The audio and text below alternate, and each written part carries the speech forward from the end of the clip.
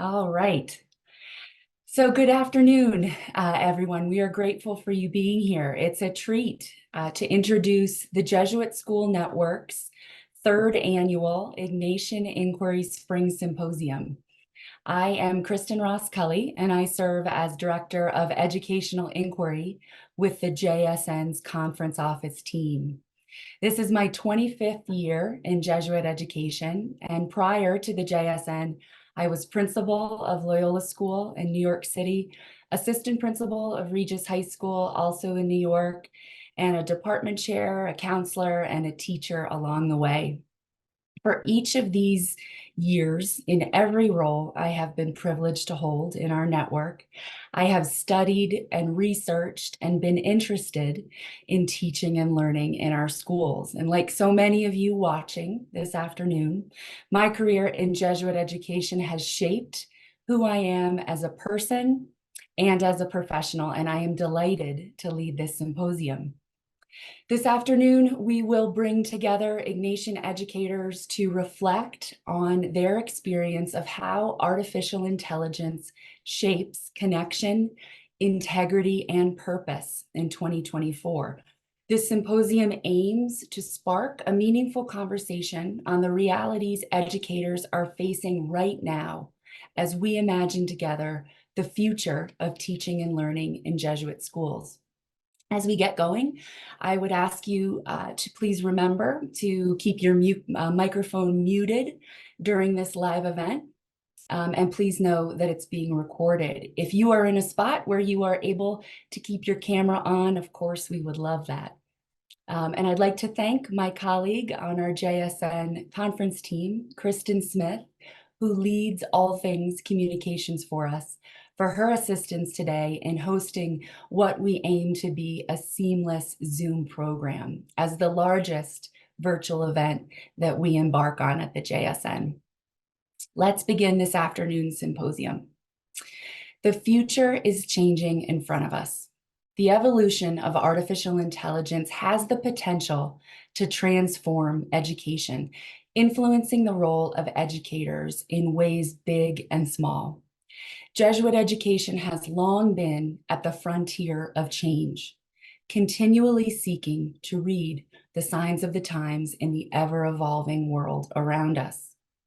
How do we best craft communities that accompany students in their learning journey while keeping our Jesuit values? How do we do this in a constantly changing landscape?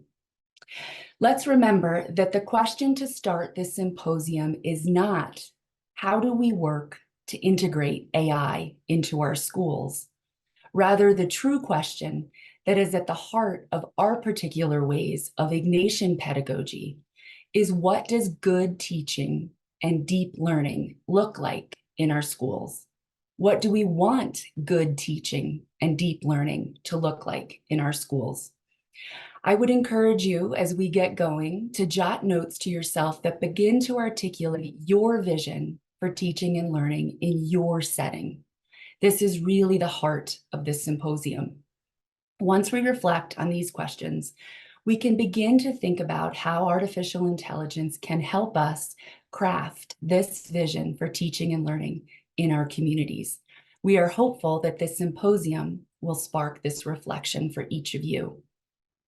As of today, April 15th, 2024, for the past 4 years since the start of the pandemic, schools have adjusted to the changing needs of the students sitting in their classes in rapidly changing ways. Educators are called to continue to shift and adjust to the needs of the students in their care by meeting them where they are at this moment in time. This is the heart of accompaniment. All of us at this symposium are accompanying students in different ways, journeying with our youth across the 91 schools of the JSN, attentive to their evolving needs as learners. Many educators feel like they are trying to keep up with their students in using AI. So let's position ourselves as learners as we embark together this afternoon on this conversation, having confidence that this is an emerging discussion in every sense of the word. No one feels as if they have the answers to schooling in the age of AI figured out. And I think our panelists will echo this sentiment. In the broadest of terms, we are all learning as we go. And this can be an energizing and motivating frame to begin this conversation. For many experienced educators who have been working a long time in their subject area, it's not often that they discover something truly new and challenging, something they need to learn alongside their students. So perhaps this is that moment, and thinking of AI in this way can be energizing. In the spirit of positioning ourselves as learners, let's do a quick informal poll in the chat window, just to get a sense of where we are this afternoon. My colleague Kristin has posted the question here. So on a scale of 1 to 5, as an educator, how comfortable do you feel with AI? Very, very simply, a 1 would be you're at ease. You feel like you know a lot about AI. As a teacher and a leader who crafts learning, and 5 is not at all comfortable. You're kind of lost. You feel like you have a lot to learn. So we can all take just a second to scan there. The chat window, seeing lots of variability here. A 6, that made me laugh there. Lots of 3s and 4s, right? A few 2s. Kind of to be expected there as we look at our starting point amongst this broad conversation. Okay, so many 3s right there in the middle. Good. It gives us a sense of where we are, of who's on our call here. Thank you for that. We explored artificial intelligence with the principals around the JSN at our annual gathering in the fall, and the topics we will address today emerged from those discussions. We seek to address head-on the fears we often hear from teaching faculty that can settle into this conversation. Educators wrestle with the potential inherent in new technology, sometimes getting stuck in issues of discipline, balancing opportunity with the fear of the unknown in their classrooms. So let's address those fears today. We might wonder, does the virtual world lead to student isolation? Are we shortcutting learning for our students? Who needs teachers when we have AI? Connection, integrity, and purpose. We hope to learn today a new frame of looking at these ideals that are at the heart of our way of education.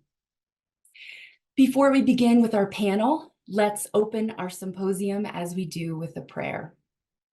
If we just might take a moment to quiet ourselves, be reminded that in being together this afternoon across the network, in this learning community we are creating together, we are in the presence of God. In the name of the Father, and Son, and Holy Spirit. I've selected an excerpt that you can see on your screens from a Jesuit Schools a Living Tradition to reflect on, specifically Global Identifier number 10. Jesuit schools are committed to lifelong learning. It reads this: our task as educators is to refresh and deepen our own spirituality so that we are able, as Jesus said, to enter the kingdom as little children. It is essential that we engage in spiritual practices that confirm the belief that this expansive experience, this core of wonder, is a way to find God. This can have a remarkable effect on teaching. It can encourage our students and graduates who model themselves after us to intensely engage in the world, to never lose their curiosity, their creativity, their delight in discovery, their confidence, their connection, their compassion for all that exists. And with that inspiration, we can pray in the words attributed to Father Pedro Arrupe that express what it means to find God. Nothing is more practical than finding God. It is falling in love in a quite absolute and final way. What you are in love with, what seizes your imagination, will affect everything. It will decide what will get you out of bed in the morning, what you do with your evenings, how you spend your weekends, what you read, whom you know, what breaks your heart, and what amazes you with joy and gratitude. Fall in love, stay in love, and it will decide everything. We pray together that our Jesuit schools offer opportunities in and out of the classroom for our students to experience the world like this, to fall in love with it. Saint Ignatius, pray for us. In the name of the Father, Son, and Holy Spirit. Thank you for that. As you know, the JSN seeks to be a supportive resource to our schools, and this spring symposium is designed to be just that, a carved out space to listen, to learn, to be curious, and engage with colleagues across North America.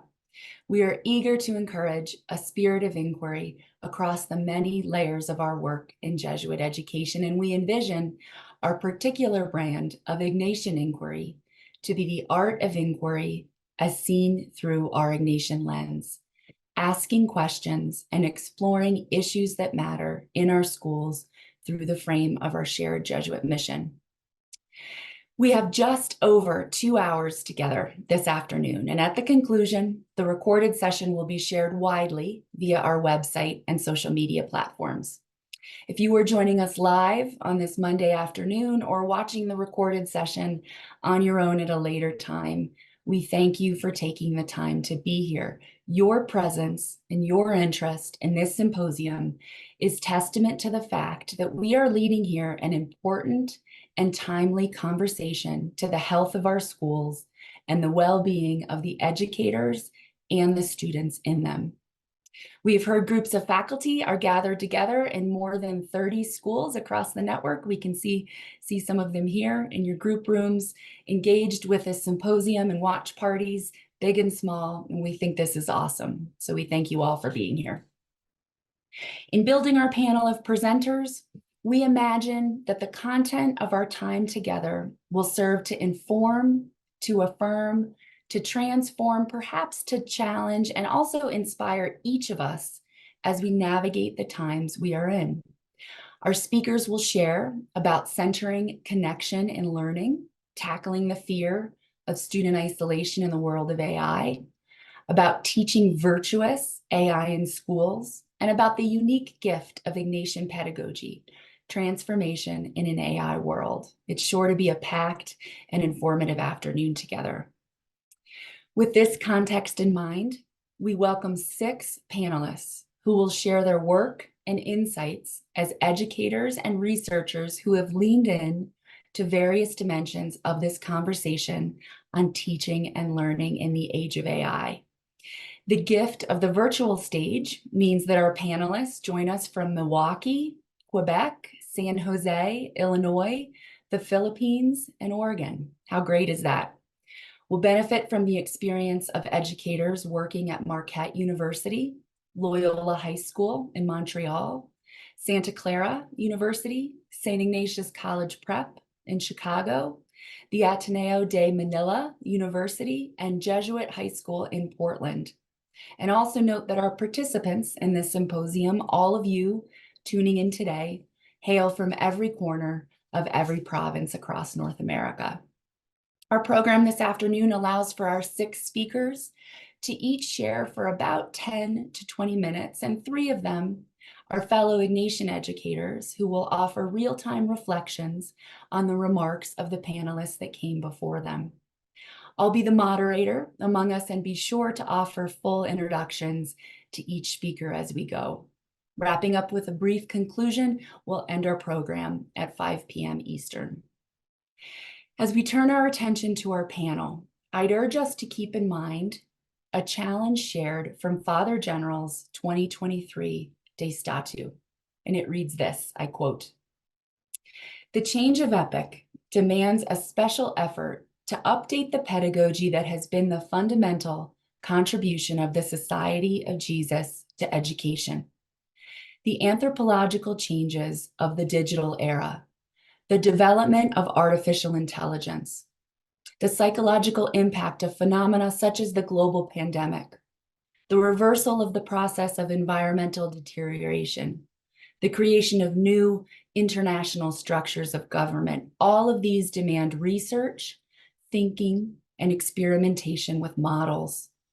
This raises a double question. Are we conducting sufficient research and reflection? Are we preparing ourselves to improve our research and produce critical thinking relevant to the time?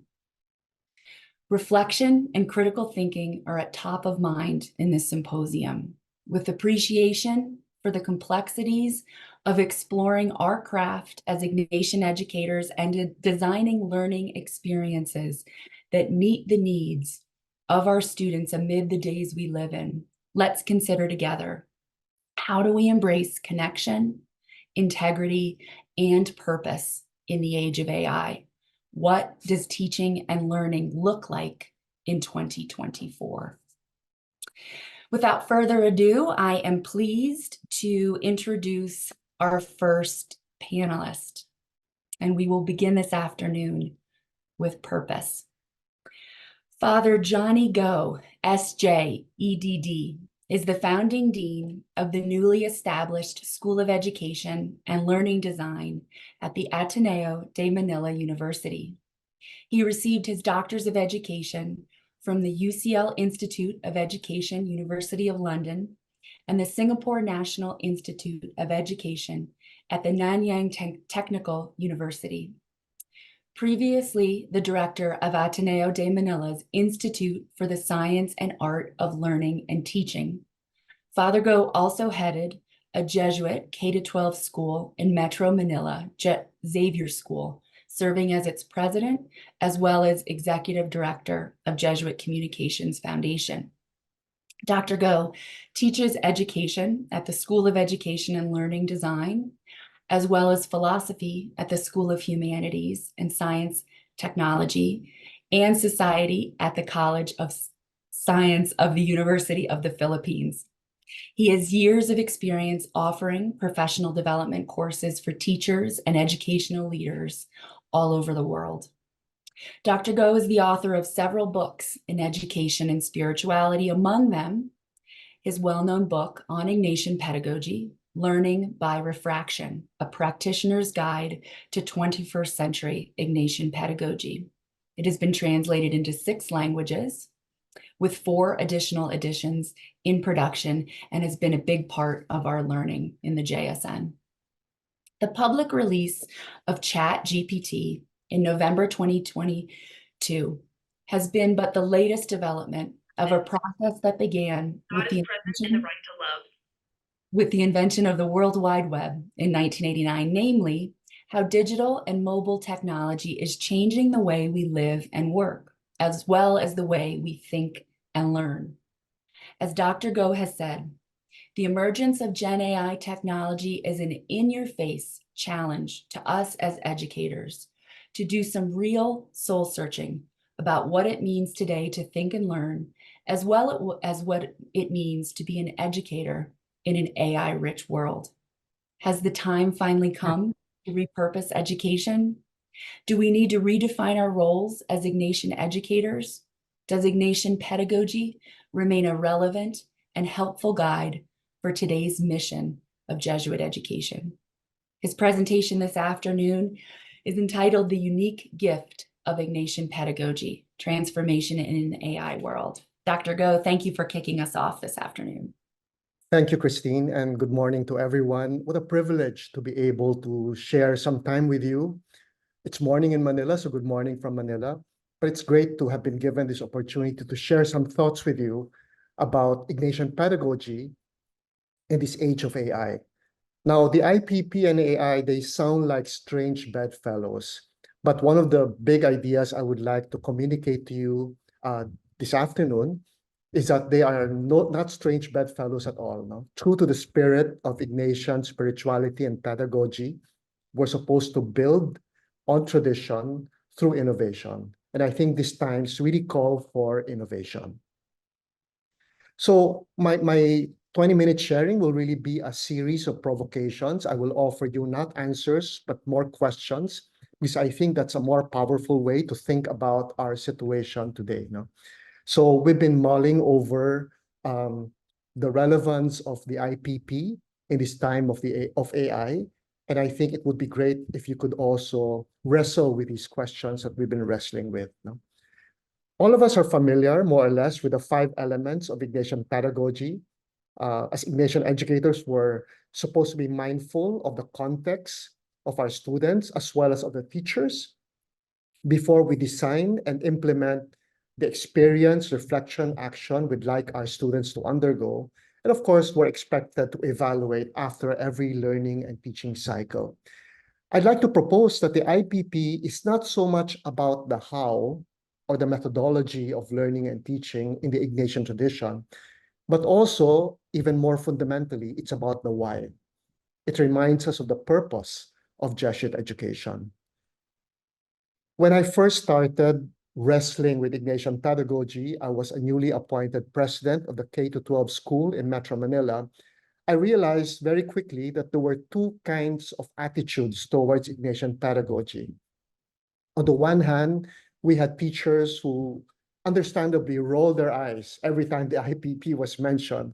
And the reason was that the IPP was unwittingly imposed upon them as some kind of burden.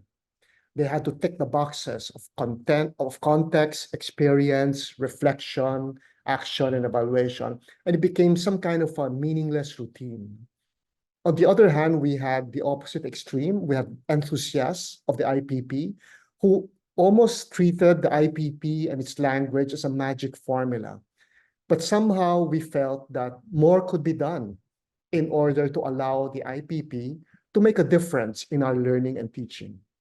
Thus started our project of the learning by refraction approach to Ignatian pedagogy.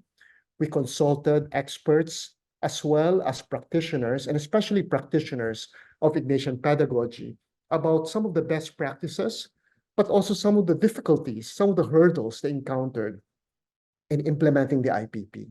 So this whole project is really intended to figure out how IPP can make a difference in the learning and teaching that we do, not only in our classrooms, but also in our formation programs. So in 2018, on the 25th anniversary of the publication of Ignatian Pedagogy, A Practical Approach, we published Learning by Refraction, a practitioner's guide to 21st century Ignatian pedagogy. And we asked Father General to pose with a book because we wanted to use this for marketing purposes, even if he has not read the book, I think. But the main point here is that it's a pedagogy based on Ignatian spirituality, and it's created by practitioners for practitioners like ourselves. So one of the realizations we had as we were going through the project is that there's a distinction between Ignatian pedagogy on the one hand and Ignatian spirituality on the other hand. And we think it's important to clarify that first. No? So Ignatian pedagogy is a way of designing and implementing academic and formation programs. No? Ignatian pedagogy isn't really supposed to impact on our policies, principles, and structures. No? That would be Ignatian spirituality. We're hoping that in our Jesuit schools, our policies, practices, our structure, especially our culture and our way of proceeding, no, are informed and guided by Ignatian spirituality. So it's important to just say that when we talk about Ignatian pedagogy, it's important to foreground that this is about designing and implementing academic and formation programs. I think one of the insights that came up in our project in Learning by Refraction is that learning, according to Ignatian pedagogy, is not 100% reflection in the scientific sense of the word, where light is 100% reflected back to its source. We don't want our students to do that. What we want our students to do is to refract whatever content we offer them. We want them to unpack and, if possible, change the ideas and make the ideas their own. This is what we mean by learning by refraction. No? So learning by refraction, according to the gospel of learning by refraction, learning requires refraction on the part of the student. We want learners to appropriate the content and not just parrot textbooks or teachers. That would be the main thesis, I think, of this learning by refraction approach to Ignatian pedagogy. And one of the things we saw is that today, in the 21st century, even before the rise of generative AI, learning has already undergone some kind of evolution. Right? Learning has been redefined, whereas traditionally, learning was defined as recall and mastery. No? Today, 21st century, it's not learning unless there's understanding, but just importantly, it's not learning unless there's application of what has been learned. No? Now, the beauty of Ignatian pedagogy is that the two defining ingredients of Ignatian pedagogy, reflection and action, precisely are supposed to promote understanding and application. So through Ignatian pedagogy, we hope our students will attain understanding through the practice of reflection. And we want our students to be able to apply what they've learned in the real world through action. Now let me segue into the main point of this talk. One of the bonuses, I think, of our project on Ignatian pedagogy is that we can use the IPP to promote and organize many 21st century learning principles and strategies. There was this sort of notion that the IPP is a little bit outdated. But in our study and research, we found out that actually the principles of Ignatian pedagogy, to our surprise and to our delight, are compatible with many 21st century learning principles and strategies. As a matter of fact, for Jesuit schools, we can use the IPP as an umbrella framework to organize many of these new principles and strategies, so that teachers are not left on their own to figure out how to use, for example, understanding by design, project-based learning, visible thinking, how to use them in the context of the IPP. The IPP provides the organizing framework already. And I think that's a lot of good news for us. Now, the question now, therefore, is learning by refraction, is Ignatian pedagogy relevant in the age of generative AI? Maybe just a kind of review about what's been going on. As we know, the internet really exploded in the scene in 1989. The World Wide Web was invented in 1989. And social media really exploded also in the scene in 2004 with the mainstreaming of Facebook. I will not ask you if you're familiar with 6 Degrees, Friendster, or MySpace, because that will reveal our ages. And as Kristin mentioned earlier, in November 2022, there was the public release of ChatGPT, and suddenly generative AI was upon us. One of the things that I found quite disturbing was an insight from Nicholas Carr, who wrote the book, The Shallows, subtitled What the Internet is Doing to Our Brain, which he published early on when social media came about. He says that in a way, there's been a kind of reverse evolution that humanity is going through. Whereas when it comes to agriculture, what happened before was humans were hunters and gatherers of food in the forest. And eventually, with the invention of agriculture, we became cultivators of food. The reverse seems to be going on as far as knowledge and education are concerned.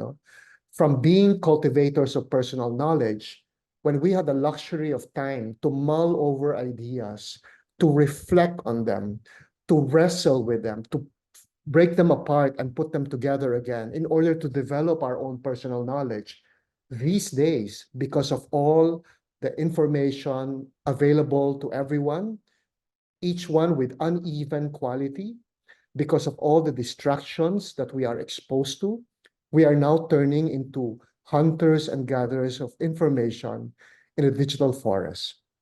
So even just with social media, there's already a lot that I think Ignatian pedagogy can promote, as far as reflection is concerned. This is exactly the gift of reflection in Ignatian pedagogy, to be able to resist the temptation of yielding to all these distractions around us, and to actually press the pause button and do some reflection about ideas, about the content that we are getting, not only in the classroom, but also on the internet. Now, so because of this, students literally could not be left to their own devices.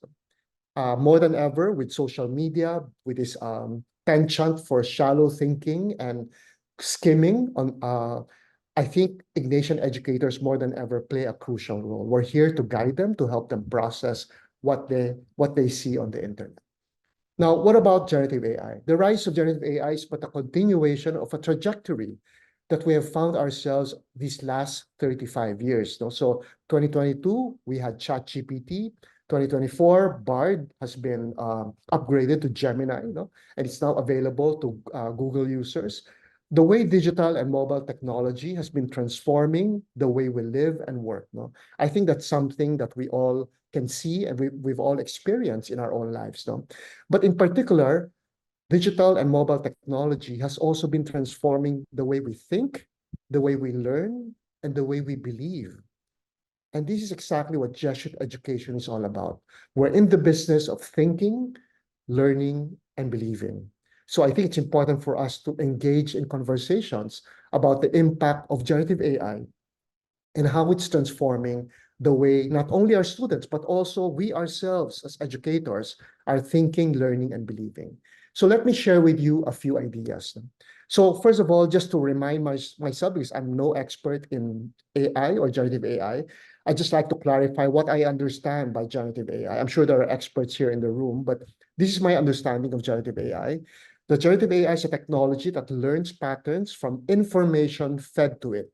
So if we feed it text, images, audio, it learns through reinforcement from the user. So the machines are really getting smarter through our interaction with the machines. They are constantly learning. So much so that today, data are being sold to these companies as training data, so that these companies can use this data to feed into the technology so that their technology will become better. Now, the wonderful thing about generative AI is that it's able to create content using language that resembles it. But this is an important point, that the technology, appearances to the contrary notwithstanding, mimics only human language and not human thought, at least as far as we know, and at least as far as of the last time we checked. We don't know. The technology is changing very fast. Now, there are unintended consequences, not only of social media, but also generative AI, that I think we Ignatian educators should grapple with. And as a result of this, whenever we're asked about what kind of disposition Ignatian educators should assume towards generative AI and this new and all these emerging technologies, we always say maybe a disposition of measured enthusiasm. It's important to be enthusiastic, to be optimistic about the benefits of AI, but at the same time, we have to be measured in our approach, so that we are mindful of the risks and consequences. So the question really is, what do we teach in our classrooms? And I hope we're not still teaching content. And the reason is something to do with what Ezra Klein, this New York Times columnist, calls the matrix theory of knowledge. I think by default, because of the technology, a lot of us subscribe to the matrix theory of knowledge. Remember in Matrix, the protagonist Neo learned and mastered Kung Fu, not by hours of practice, not by hard work, but simply by downloading the chip on Kung Fu. So many of us, I think, have this default conception of knowledge as a process that involves only downloading knowledge and skills as fast and as efficiently as we can. So the value here is maximum productivity, but minimum user effort. We want to learn as much as we can, as fast as we can, with the least amount of effort. But the problem is this. Education today, more than ever, cannot be about the product of education. It has to be about the process. In short, especially in the age of generative AI, I'd like to propose to you that knowledge, facts, and concepts are not as important as the process of learning how to know, the process of learning, the process of thinking. I think one of the big challenges for Ignatian educators today is to sort of shift away from the product of education towards the process of education. At the same time, because generative AI can create and supply content better and faster than all of us, we also need to shift from content to competence. What are the competences we want our students to attain, to acquire, through our classes, to our academic and formation programs? Remember, 21st century learning is about understanding and application. So we want our students to have the competence to understand on their own even, and to apply what they have learned. And at the same time, the third shift is for them to shift from productivity and performance to learning. So we Ignatian educators, sometimes we sort of yield to the temptation of valuing or putting a lot of premium on productivity and performance. No? Learn as much as you can, as fast as you can, as well as you can. But sometimes what happens, especially with all this technology, is that we do this at the expense of learning. No? So I think so as a summary, I'd like to say that the product of education, content, productivity, and performance today are not as crucial or important as the process of education. No? Competence is more important than content. Learning is more important, productivity and performance. Of course, all of these are valuable. No? But if push comes to shove, it's important for us to know which one we should value more. And we propose that process is more crucial than product because, as you know today, because of Google and especially because of ChatGPT and Gemini, today content is cheap. No? Even if the content that ChatGPT spews out is very uneven in terms of quality, it is so easy, it is so accessible today, So content is cheap, but process is precious. No? If our students have mastered the process of knowing, thinking, and learning, whatever content they get from whatever source, even if the quality is uneven, they will do well because they know how to evaluate, they know how to process the content that they get. So no longer relevant in the age of AI. No, teaching cannot primarily be supplying content. I think all of us know this already. Learning cannot be primarily knowing content. No, that's why there are all these concerns about assessments today. If we're just going to ask our students to give us content, we never know where they will get it. No, so the gift of Ignatian pedagogy for me is that from the outset, it invites us to move away from teaching to designing learning. No? It invites us to move away from merely supplying content to our students, but to enable the process of thinking, learning, and knowing. No? It invites us to resist the temptation to outsource the process of learning and thinking. No? One of the big ideas today about generative AI is that depending on how we use generative AI, we determine who is actually doing the thinking and learning. No? If we use generative AI in a particular way, it's the machine that's learning and thinking, and we're not doing the thinking and learning. We're just getting the product of that process. No? So quick content, maximum productivity, minimum time and effort, these are the temptations of learning and education today that Ignatian educators are invited to resist. No? So what about the processes of learning and thinking? And I think this is where Ignatian pedagogy invites us to sort of prioritize the process over the product, over content and productivity. So, of course, as we know, for us to really emphasize the process of learning, we should not delegate or outsource. We should invite our students not to delegate or outsource their thinking and learning to AI.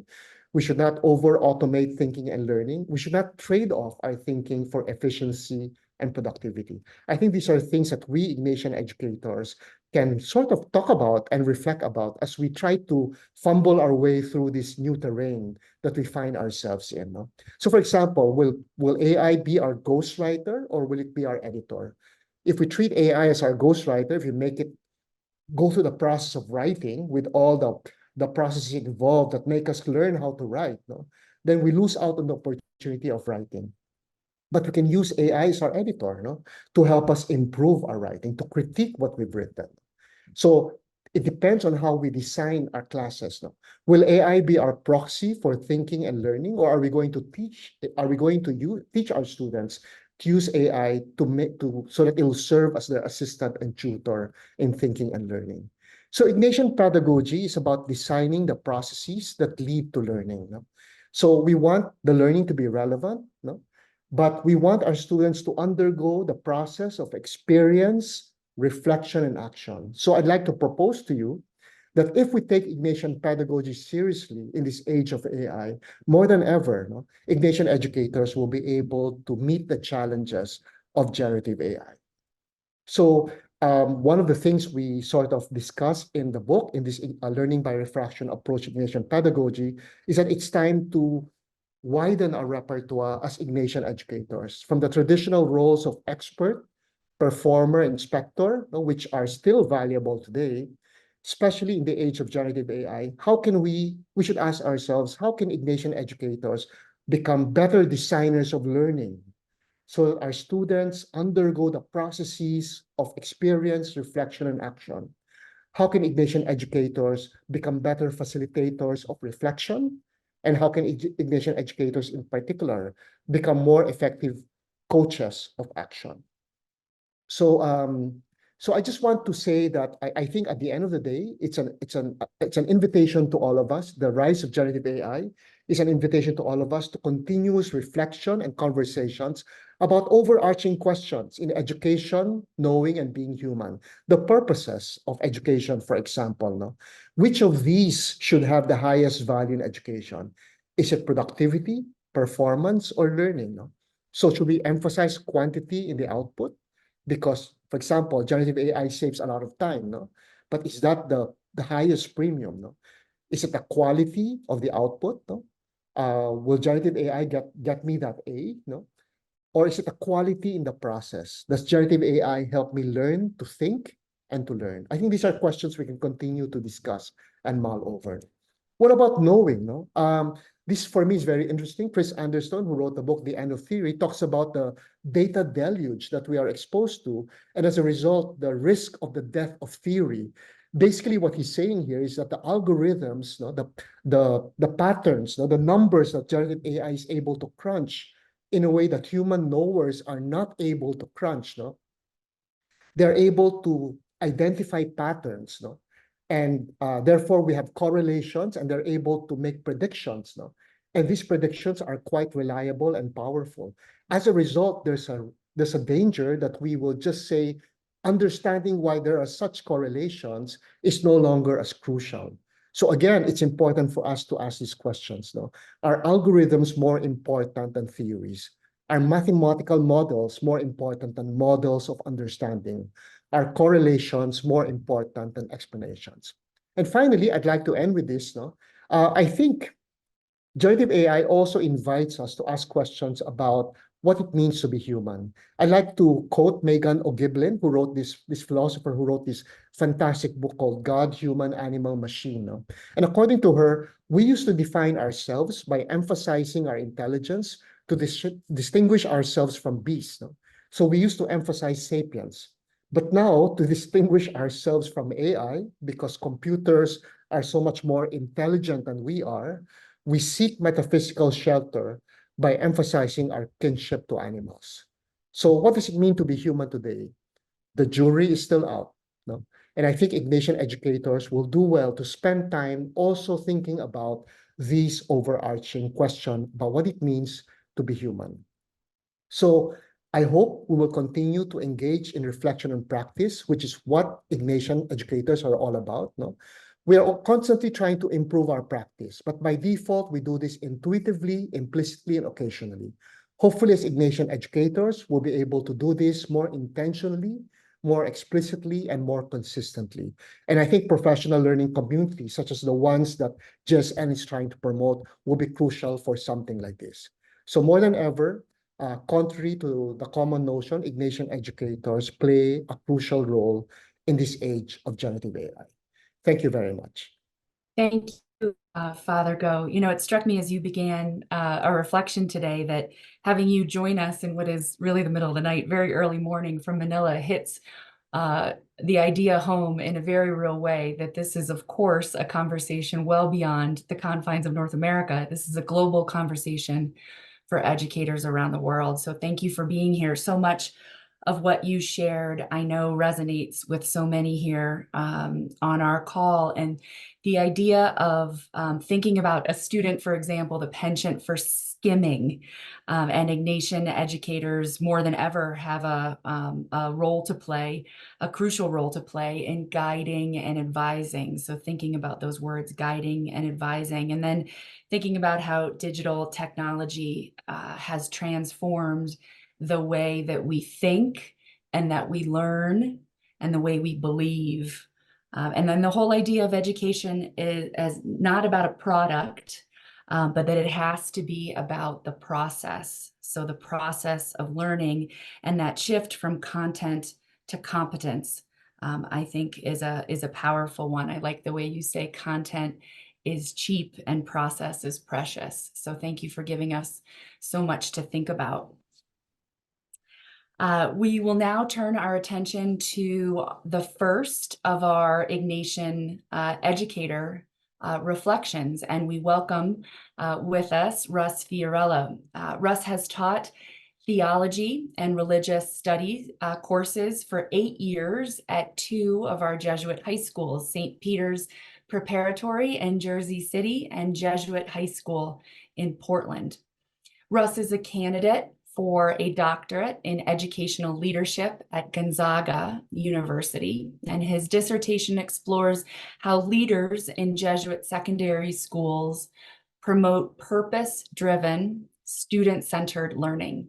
Russ holds an MA in theology and ministry from Boston College, a BA from Ignatius University, and certificates in project-based learning and instructional leadership from the University of Pennsylvania and Harvard University, respectively. He is also a proud graduate of Ignatius High School in Buffalo. Russ has co-facilitated workshops at Ignatian colleague gatherings, presented at the most recent colloquium for the JSN in 2022 in Los Angeles, and submitted articles to our JSN Hemispheres publication. His professional and pedagogical interests include the theory and practice of the Ignatian pedagogical paradigm driven by project-based instruction, purpose development in adolescence, and professional development programming. In his free time, Russ enjoys reading and writing, but not arithmetic, kayaking, exploring America's national parks, and rooting for his beloved hometown of Buffalo sports teams. So we look forward to hearing your Ignatian Educator reflection on purpose, Russ. Thank you for being here. Yeah, and thanks for the generous introduction, Kristin. Whenever I have the opportunity to work in my allegiance to the Buffalo Bills or the Buffalo Sabres, I take it, although I hope that doesn't offend anyone and cause them to kind of bounce off the call here. Let me just share my screen. I just want to thank Father Go as well for his reflection, or his presentation rather. Father Go's book, Learning by Refraction, has totally transformed my pedagogy in my classroom instruction. And I'm sure I'll have an opportunity to talk about that and also kind of freestyle a little bit based on what we just heard. In my prelection, so for about the past 4 weeks or so, when since Kristin approached me about this opportunity to be a reflector for the symposium, I have been thinking about, like, time and again, this experience that I had when I first arrived here on Jesuit High School's campus in Portland. Paul Hogan, on our first day, Paul Hogan, who was then the principal at Jesuit, introduced himself to me and to first-year colleagues. And then we proceeded to read the story from the second chapter in John of Jesus at the wedding at Cana. So we read the story. We were drinking from the fire hose at that point, so I have very little recollection of the conversation that ensued after we read that story. But anyways, for those who don't know the story, in a nutshell, Jesus and his disciples and his mother Mary and perhaps a few others, they go to Cana for a wedding. And on like the third day, I guess they really partied back then. The worst thing that could possibly happen at a wedding happened. They ran out of wine. Now, this resonates with me for 2 reasons. The first reason is that I'm getting married in a couple of months, and I'm already starting to have anxiety dreams about something like this happening. But it also has resonated time and again in my prelection for this reason. Basically, what happens is, Jesus changes water that he directs servants to put into the jars into wine, bada bing, bada boom, and everybody is amazed. At that point, when Paul, read the story and we talked about it, I thought that what Paul was trying to do, actually, I think I know what Paul was trying to do. He was trying to facilitate a discussion through the story about how we educate at a Jesuit high school. And for a long time, I thought that the answer to his question about that lied with Jesus. But as I have deepened over the past few years, my understanding of the Ignatian pedagogical paradigm, thanks to Father Go and Rita's Atienza's book, Learning by Refraction, and then also deepen my understanding of project-based instruction, I have come to realize that I think Mary, the mother of Jesus, is actually the person to pay attention to here. So let me explain that. When the wine was gone, Jesus' mother says to him, "They have no more wine." And Jesus responds with kind of some irritability. It reminds me a lot of like the squirrely sophomores that I teach sometimes when I kind of ask them to, or invite them to do something. Jesus says, "Why are you involving me with this? My hour has not yet come." And Mary, in my imagination, is kind of unflappable in this instance and just kind of turns to the servants and says, do whatever he tells you. Now, I think what's going on here is that Mary is a designer of a learning experience for Jesus. This is the beginning of his ministry. We can kind of, at least in my imagination, we can kind of imagine that Jesus is still coming into his own and maybe doesn't know a whole lot of, or all of what he needs to know about who he is. And what Mary does is she designs and implements a learning experience for Jesus that allows Jesus to be a creator, as well as perhaps afterwards, you could imagine Jesus being an inquirer and a meaning maker of that experience of, making a miracle happen. So rather than Mary saying, "Okay, Jesus," as an expert, right? Mary saying, "Okay, Jesus, you're the Son of God. Here's what you need to do. And you've got to change water into wine because you're the Son of God. You're the Messiah." Instead, she doesn't say much at all. She just says, "Let's give this a shot. Here's a scenario for you. Let's see how you do." And the result of that is that Jesus reveals his glory by going through that experience. So the question that I've been asking myself is, well, why is Mary conducting the project? What's the purpose of the project? And I think one of my provocations for this reflection is that Mary's inviting Jesus. She's designed this experience for Jesus to allow him to explore his purpose. And when I say purpose, I'm talking about Jesus developing a sense of purpose in terms of like who he is. What are his gifts? What are his talents? What are his abilities?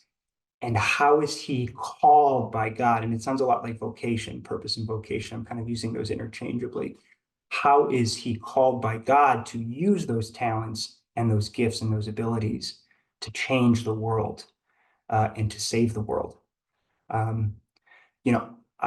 I think that in doing this, I think Mary is like just a great model for us educators, us Ignatian educators today in a world that is now permeated with artificial intelligence. I think that like purpose, if artificial intelligence and technology are replacing things that humans we used to do those things ourselves. I think what that prompts us, to lean into our humanity. And part of leaning into our humanity is developing our sense of purpose. So that's one of my provocations for today.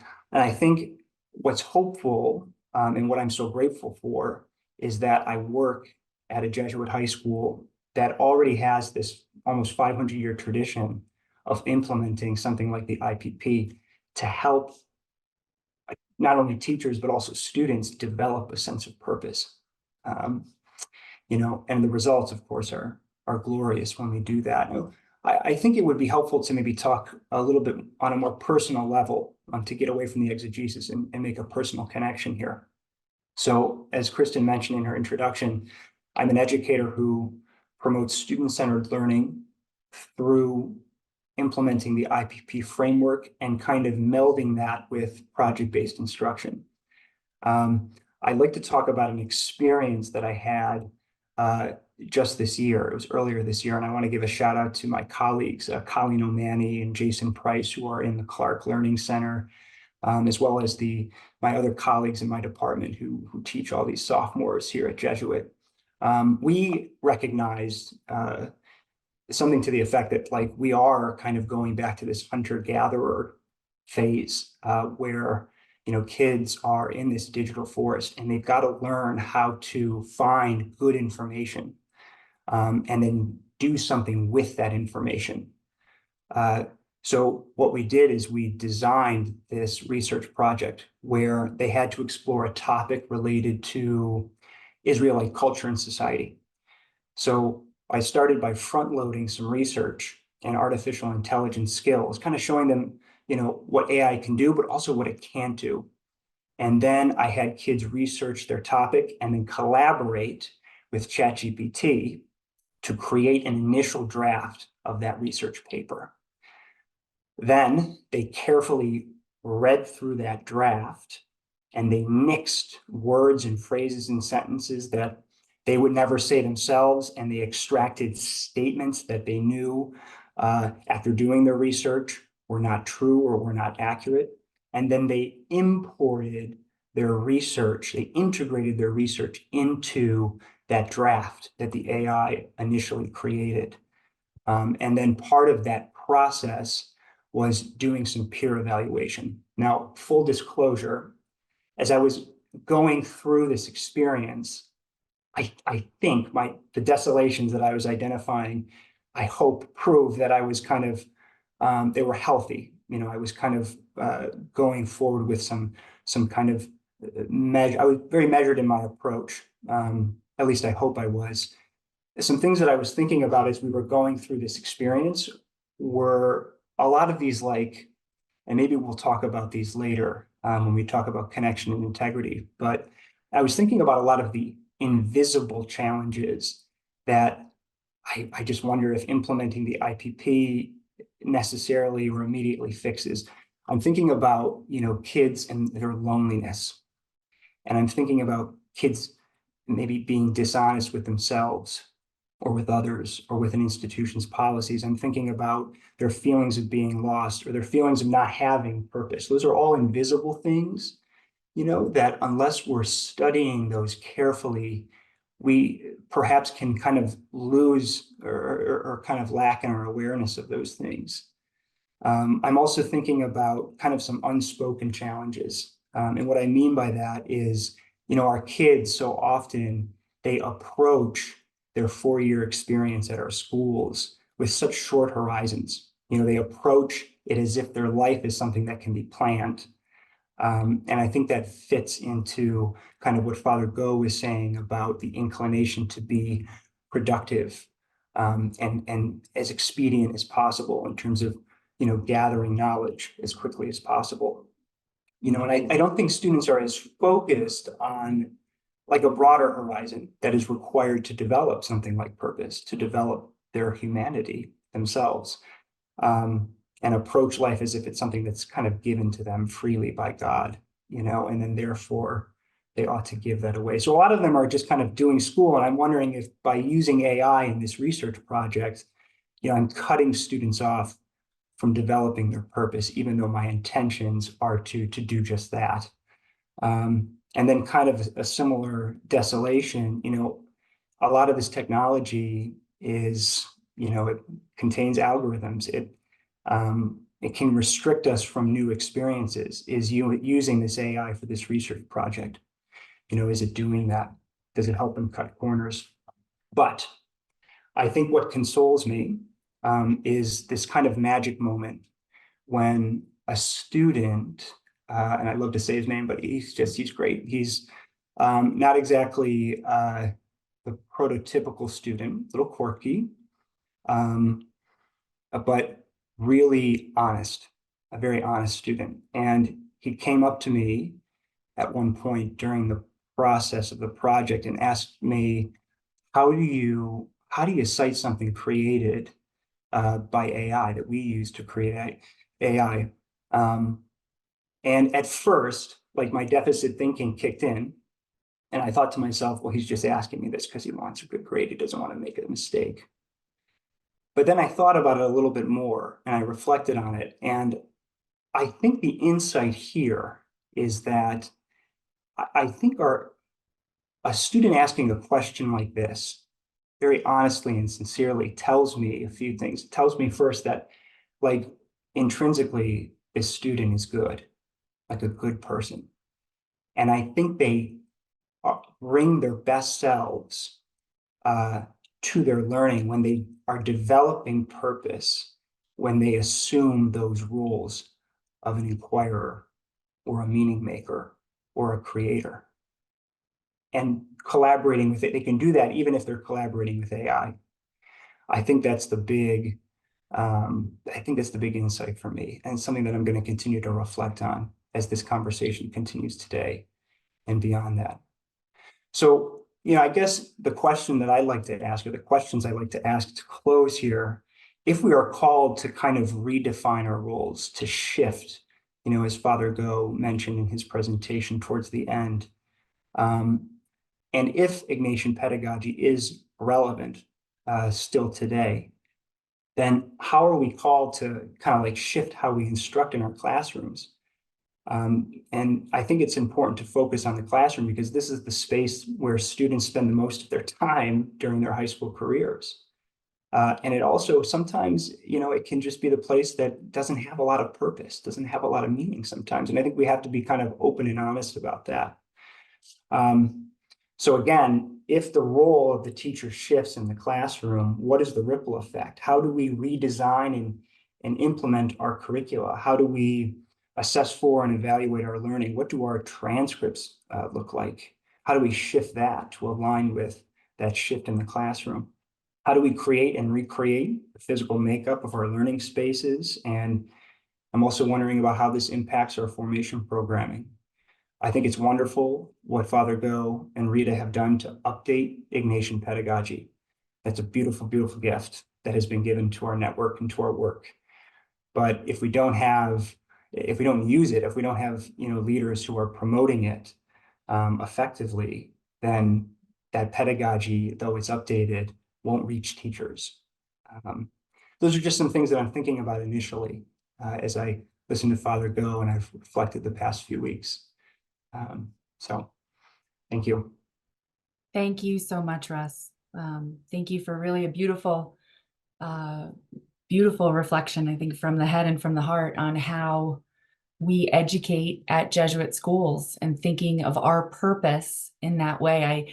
I appreciate when you described Jesus as a squirrely sophomore coming into his own, and then Mary, of course, is unflappable, but her as the designer of his learning experiences. I thank you for that. I think we'll be thinking of it. And of course, later Jesus as an inquirer, as a meaning maker.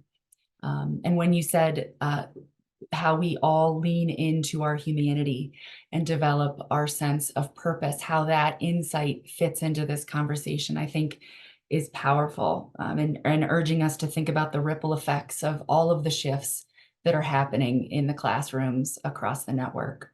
And then I was especially grateful for when you described the magic moment with your students, thinking about how all of our days are better when we can pay attention to and remember those magic moments. So thank you so much for all the time. We will move forward here to our next panelist, and it's my pleasure to introduce Dr. Brian Patrick Green, who is the Director of Technology Ethics at the Markkula Center for Applied Ethics at Santa Clara University and teaches AI ethics in Santa Clara's Graduate School of Engineering. His work focuses on AI and ethics, technology ethics in corporations, the ethics of space exploration and use, the ethics of technological manipulation of humans, the ethics of mitigation of and adaptation towards risky emerging technologies, and various aspects of the impact of technology and engineering on human life and society, including the relationship of technology and religion, particularly the Catholic Church. Dr. Green is the author of the book Space Ethics, co-author of Ethics in the Age of Disruptive Technologies, an Operational Roadmap, co-author of the book Ethics in Technology Practice, co-editor of a special issue of the Journal of Moral Theology on AI, among other works. Dr. Green has been a lead contributor on 3 World Economic Forum case studies on ethical practices at Microsoft, Salesforce, and IBM, and has worked with the Partnership on AI, the Vatican's Dicastery for Cultural and Education, and technology companies ranging from startups to the largest. He also supervises undergraduate fellowships at Santa Clara in technology ethics and environmental ethics.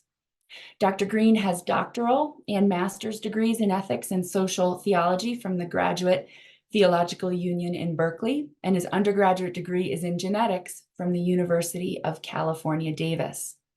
Between college and graduate school, he served for 2 years in the Jesuit Volunteers International Teaching High School in the Marshall Islands, where he saw firsthand the devastating impacts of unethically used technologies, including nuclear weapons and fossil fuels, on people and their nation.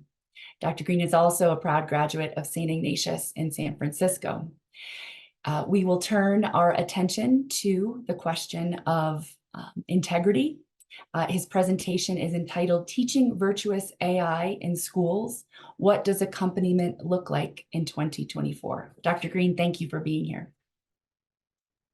Thank you. All right.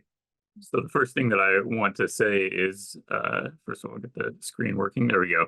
Everything about me and about giving this presentation is because of Jesuit education. I went to St. Ignatius College Prep in San Francisco. I was in the Jesuit Volunteers for 2 years, which got me very interested in the social impact of technology on people. And then, of course, the Jesuit School of Theology in Berkeley, and now my work at Santa Clara University. So I want to thank all of you out there for all of the work that you do with Jesuit education. It really transforms lives. All right. So one question just to start with, why has ethics become such a hot topic? And it's not just AI. Technology is making the world a much more complex place. It's demanding a lot of control, or thinking about control, at least in the form of ethics. Another point is that older ethical systems are starting to seem perhaps inadequate. It demands a better development of ethical thinking and tools for thinking critically about the contemporary situation that we find ourselves in. Older ethical systems are also sort of losing cultural attention in a lot of ways. And you can think about this in terms of religion, but also in terms of older ways of thinking just about behavior in general. And so these demand updating and replacement in certain cases, at least the updating part of it. And also, for example, division of labor and the very large scale of contemporary ethical issues are changing ethical decisions from individual to organizational. This demands a structural attention to ethics in this very structure of society itself, and particularly in organizations. The fact that the Jesuit Schools Network is talking about this is a structural approach to this problem. So I think we're already seeing it where we are here. And lastly, there's just been a widespread loss of understanding of what the goal is of human existence. And this demands serious soul searching regarding our own place in the universe and ultimately the meaning question. And a lot of these things I think we've already started hearing about as we've been talking so far today. Schools, of course, need to be current. There's no going back to before 2022. AI is here to stay. AI is also not merely a calculator. A lot of people have said that AI is, it's just like a calculator. It's much more than that. It can replace quite a bit of human cognitive work. And we need to figure out how to do that correctly. Some people have described it as being like a cognitive steam engine. We have to learn how to integrate this new power into our current society. Now, one of the interesting things about the steam engine is it took a while for people to figure out, we can make steam shovels, we can make other things out of it. But maybe one of the main things we want to recognize here is that once we get these cognitive steam shovels working, we don't want to teach students to compete with the steam shovel. We don't want them to learn how to shovel dirt when actually the steam shovel is going to put them out of a job and they're not going to be able to do anything. And fundamentally, it also creates lots of questions about what is my role in society and those sorts of questions. unless, and this is a very big unless the goal is to actually develop that skill, whatever that one skill is. And so, for example, if you go to a gym to lift weights, you don't bring a forklift with you, because the point of going to the gym is to actually exercise your own muscles. And this is, I think, something that we really need to be aware of as educators. We want to make sure that both the student is learning how to lift weights, cognitively speaking, and embody that strength. But at the same time, they should probably learn how to also use the forklift. Students need to be strong enough to stand on their own and skilled enough to drive the forklift when appropriate. And this is going to add another layer to education, is basically what this does. There's the original layer of cultivating humanity directly, lifting physical, cognitive, moral weights, and learning how to do that for yourself. And then building a layer on top of that, which is to think about the technological development and use of these technologies in the context of cultivating humanity. How do we actually take these powers, which are immense powers that we're dealing with now, and learn how to use AI towards benefiting people? How do we actually benefit people? And of course, there's the physical, cognitive, and moral element to that also. So we might want to ask, what does education do? Of course, if you're talking about physical education, we're making strength out of weakness, we're making skill out of potential. If we're talking about moral education, we're talking about turning virtue or making virtue out of capacity for virtue. And if we're talking about cognitive education, making knowledge out of ignorance. Good education transforms children into adults. And what I would say is that in the context of a constantly changing world, we are all more like children than we are like adults. This is something that I think we really need to internalize. When Jesus says we should be more childlike, we actually really need to be more childlike when it comes to thinking about how new technologies are impacting the world. We need to make sure that we are learning those new technologies, as well as figuring out how to live in a world and make a new world, acting as adults, how to incorporate the technology into our world so that we are constantly growing up and making ourselves into better versions of ourselves. Good education turns knowledge into understanding, going the step beyond just mere knowledge, and it also turns understanding into wisdom. Wisdom being ultimately the end of how do we use our knowledge, power, everything towards a good end. All right, and once again, more questions on education. It's more than just putting information in a bank.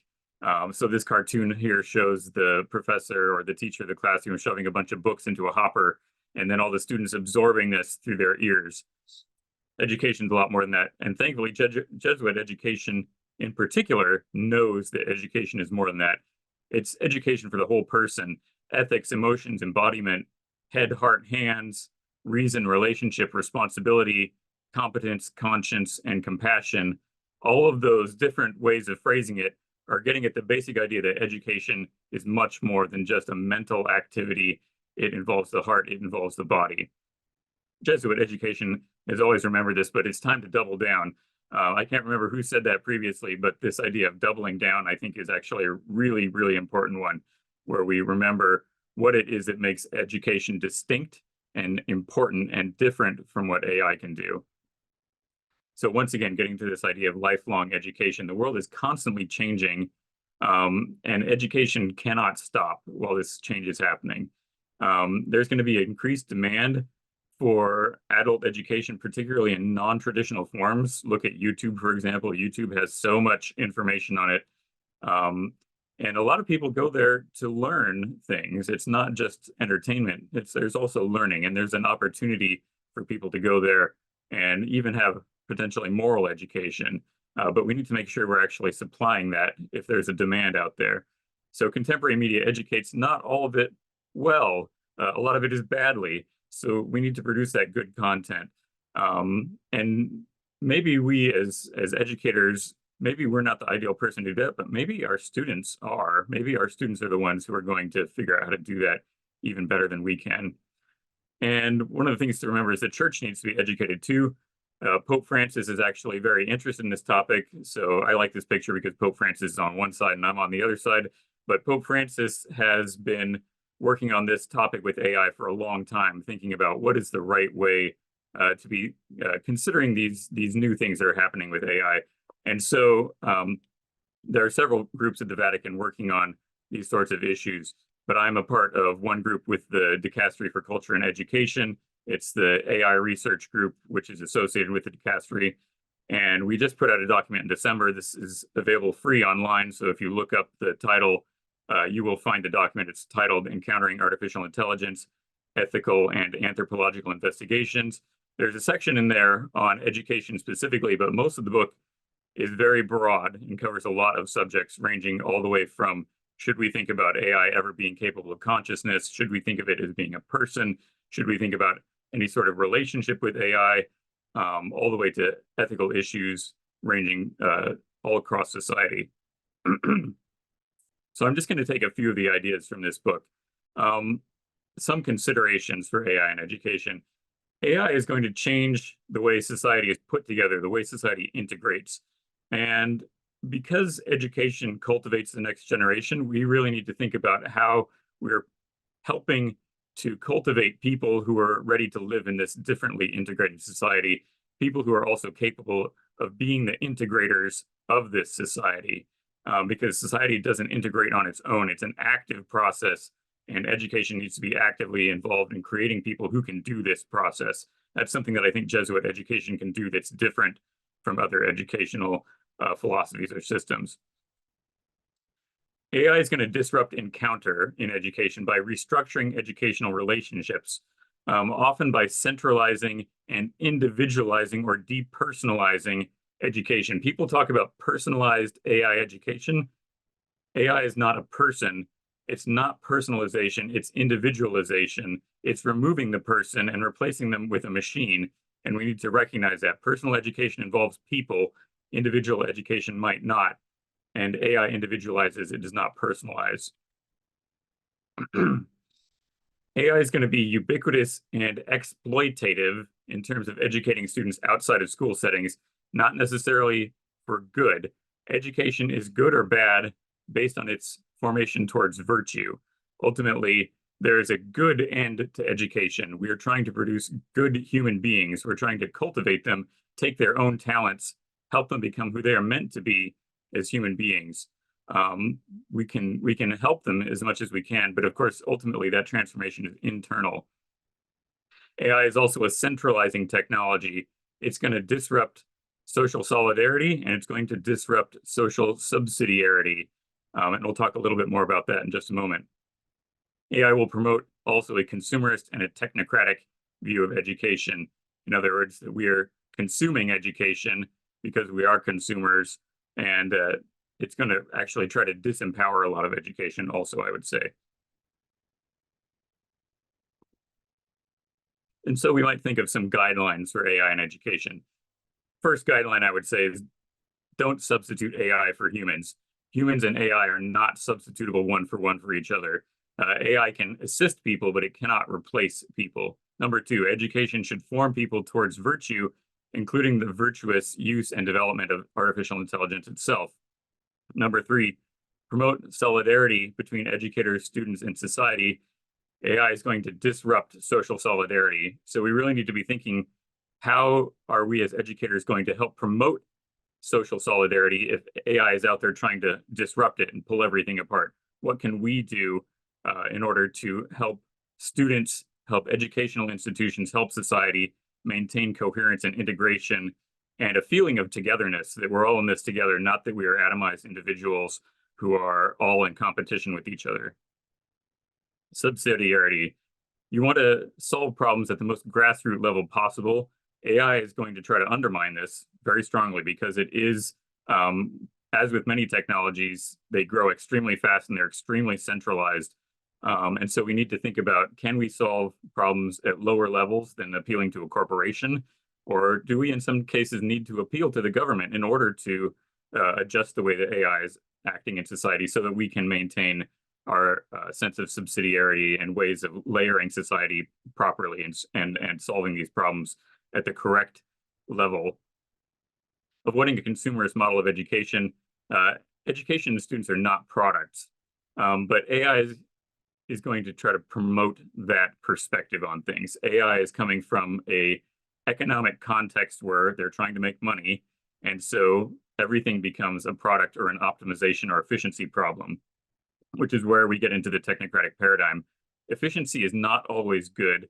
Ethics takes priority over technology, and we need to maintain an awareness and also a strong impetus towards solving this sort of problem. The technocratic paradigm is going to be constantly in there trying to interfere with the way technology affects education. Let me say a little bit more about the technocratic paradigm.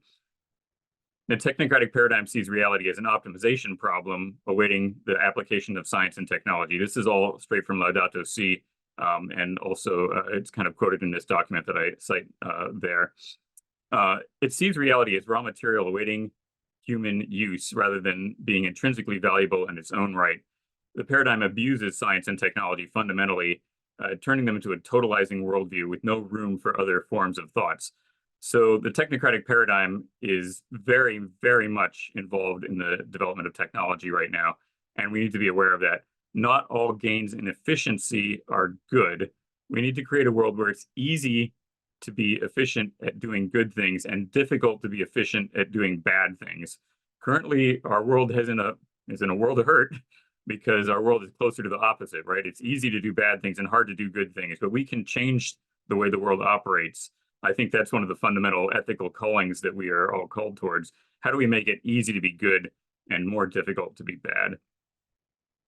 And now I want to shift a little bit towards the educational context and think about the absurd case of the technocratic paradigm. The technocratic paradigm would say, okay, I'm a teacher, I'm going to create my assignment using AI. The student looks at it and says, okay, I'm going to solve my assignment using AI. The teacher grades the assignment using AI. And what's the end result? Nothing of human value.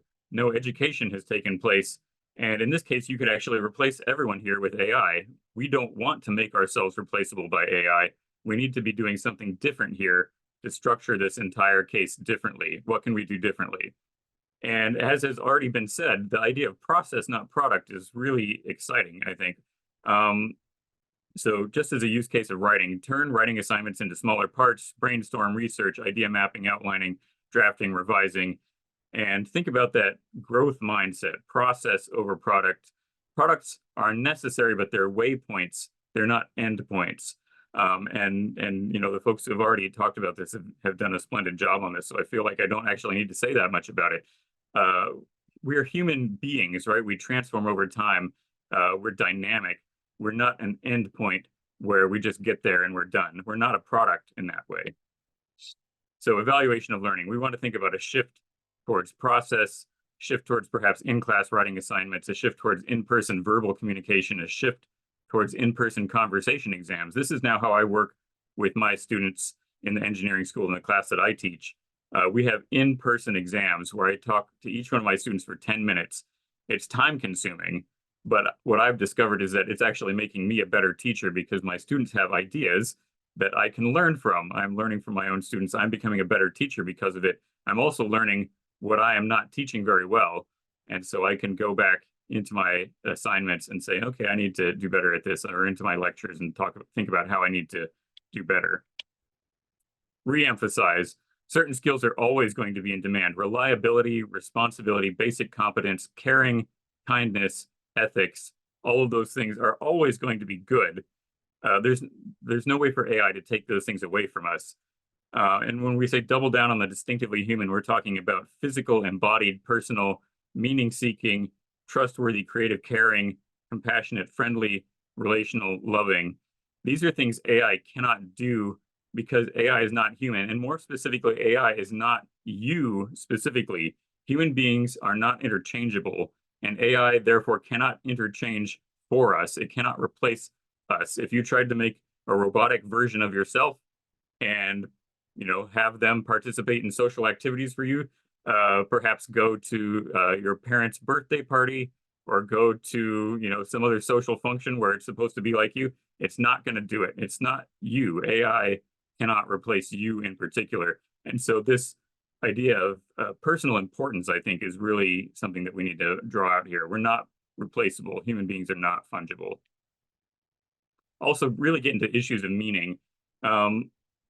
Society right now is going to be experiencing a lot of economic disruption associated with AI. It's going to cause widespread questioning of meaning and what life is ultimately about. We need to be preparing our students to answer these meaning questions because they're fundamentally going to need it. Humans without meaning are fundamentally very, very harmed. We need to be providing students with what they need there. We also need to help protect against moral de-skilling and debility. We're going to be turning over a lot of decision-making to AI in society. We've already seen this happening. There are lots of terrible examples of AI being used in criminal sentencing or in recidivism scores or in assigning welfare or in assigning healthcare to people. And it turns out to be very, very bad in a lot of cases. We need to be prepared, and those are all ethical decisions. Human beings would look at those decisions and perhaps know how to solve those questions better. Ethical education is going to become even more important as we see automated systems starting to do these things. We need to be able to check them. We need to be able to evaluate them. Educators and students, we need to be preparing each other in a lot of ways for mass moral de-skilling. If we start having more and more things done by AI, decisions made by AI, humans will become de-skilled. Just as navigationally we become de-skilled, we become reliant on GPS, on our smartphone, and things like that. There are going to be risks of layoffs. This is something that we can't ignore.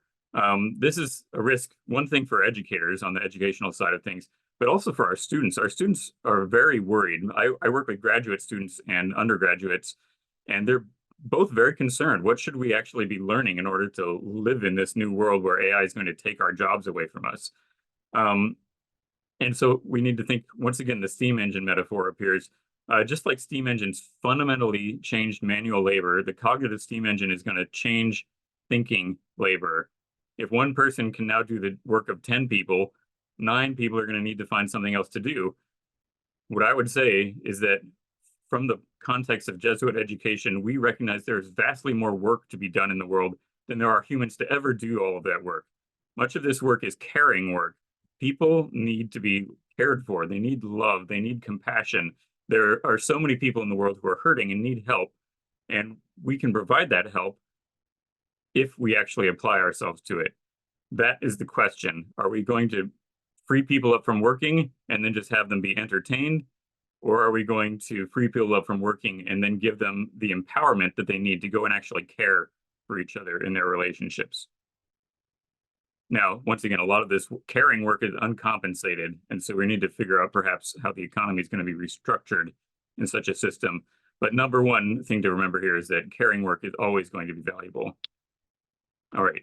Lastly, effects on the human spirit. If the purpose and identity of humanity has something to do with our intelligence, then by externalizing our intelligence and improving beyond it, are we making ourselves obsolete? This is kind of the fundamental scary question that people sometimes think about with AI, and we have lots of movies about this, right, where the AI tries to replace us. What I would say is that Jesuit education emphasizes not only intelligence, but also even more so our heart, our compassion, our ability to care for each other. That emphasis on love and care is extremely important. It's going to be extremely important going forward into the future. As intelligence, more and more intelligent activities are going to be taken over by AI. How do we re-emphasize? How do we, once again, double down on our humanity, on what makes us particular and individual and special and caring and able to have relationships with each other? All right, that's all I have. Thank you. Thank you so much, Brian. You know, as I listen to you, we talk a lot about around the network about what makes Jesuit education special. And I heard a lot of that through your insights there. So it was interesting to listen through that lens. It also occurs to me that the idea of a symposium on a spring afternoon towards the end of our school years is to urge all of us to move forward with reflection and critical thinking and kind of engagement around these important issues. And you did that. I think you offered many challenges in addition to giving us an insight into what the world of higher education is thinking and wrestling with many of the issues that are affecting of our schools. So the challenges I heard being more childlike in a very, very simple way, but a strong one. the idea of good education turning knowledge into understanding and understanding into wisdom. The idea of artificial intelligence disrupting the encounter is powerful, and disrupting solidarity, I think, certainly leaves us with a lot to think about. And again, the idea that we heard from Russ and Johnny about process and not product. And then finally, I wrote down, I'm sure many of us are writing notes to ourselves as we're listening and learning here, but preparing your students to answer meaning questions because they will need that. So thank you very much. Thank you for your time in being with us. And now to our next Ignatian educator reflector, excuse me. Dr. Sterling Brown joins us today from Chicago. Dr. Sterling Brown is a proud member of the first graduating class at Loyola Academy of St. Louis. During his student at Loyola Academy, he saw firsthand how education and service can positively influence lives. Dr. Brown holds a Bachelor of Arts in Youth Development and Leadership, Cross-Cultural Diversity from Westminster College in Fulton, Missouri, a Master of Science in Nonprofit Management, and a Master of Arts in Education from Fontbonne University in St. Louis, a Master of Business Administration, and a Master of Science in Organizational Leadership from Creighton University, and a Doctorate of Catholic Educational Leadership from St. Louis University. Dr. Brown is the current Prefect of Studies Principal at St. Ignatius College Prep in Chicago. Previously, Dr. Brown served as the Dean of Students at Creighton Prep in Omaha, Nebraska. Prior to that, he was the Assistant Dean of Students and the Director of Diversity, Equity, and Inclusion at St. Louis University High School. He currently lives in Chicago with his wife, Amy, and son, Xavier, and another son along the way this summer. We look forward to listening to his reflection. Thank you for being here, Sterling. Turn it over to you, Dr. Brown. Thank you. Good afternoon, everyone. And thank you to Dr. Green for providing such thoughtful insight. If Kristin gave me 2 hours, I don't think I would have enough time to really reflect on every gem that you gave us here today. So I truly appreciate your thoughts and the ability to think, reflect, and even grow myself and hearing you and trying to figure out, where do we go from here as educators in the space that we get to operate within. I often tell people in my community and people that I interact with when we start to talk about artificial intelligence, for the first time in my life, I think I know what our parents and grandparents experienced when new technology was introduced. As a young person, I just lived it. And it became natural to me. And for the first time, I'm starting to see, the anxiety that can come from some of the things that we're being exposed to at this point in time. Dr. Green, you mentioned, you asked the question of why has ethics become such a hot topic. I immediately started to think about, a few things. One of which is, as a former dean of students and someone that has dealt with a lot of technology issues, to where, at one point in my life, I thought if we banned it all, we'd all be better people. I know that's different in my approach and thinking now. We can look to how technology has shaped the world around us for an open door to that answer. Specifically, how the challenges that we face as a society with technology and young people outside of even the world of AI. These are the cultural issues that students face, the exposure that students have via technologies, and the difficult natures in which families, schools, communities are approaching and dealing with issues with students and young people, and the struggles that come with technology at this point in time. AI is just another tool that has driven us to question our approach to developing the next generation with technology as either a tool or a hurdle to that development.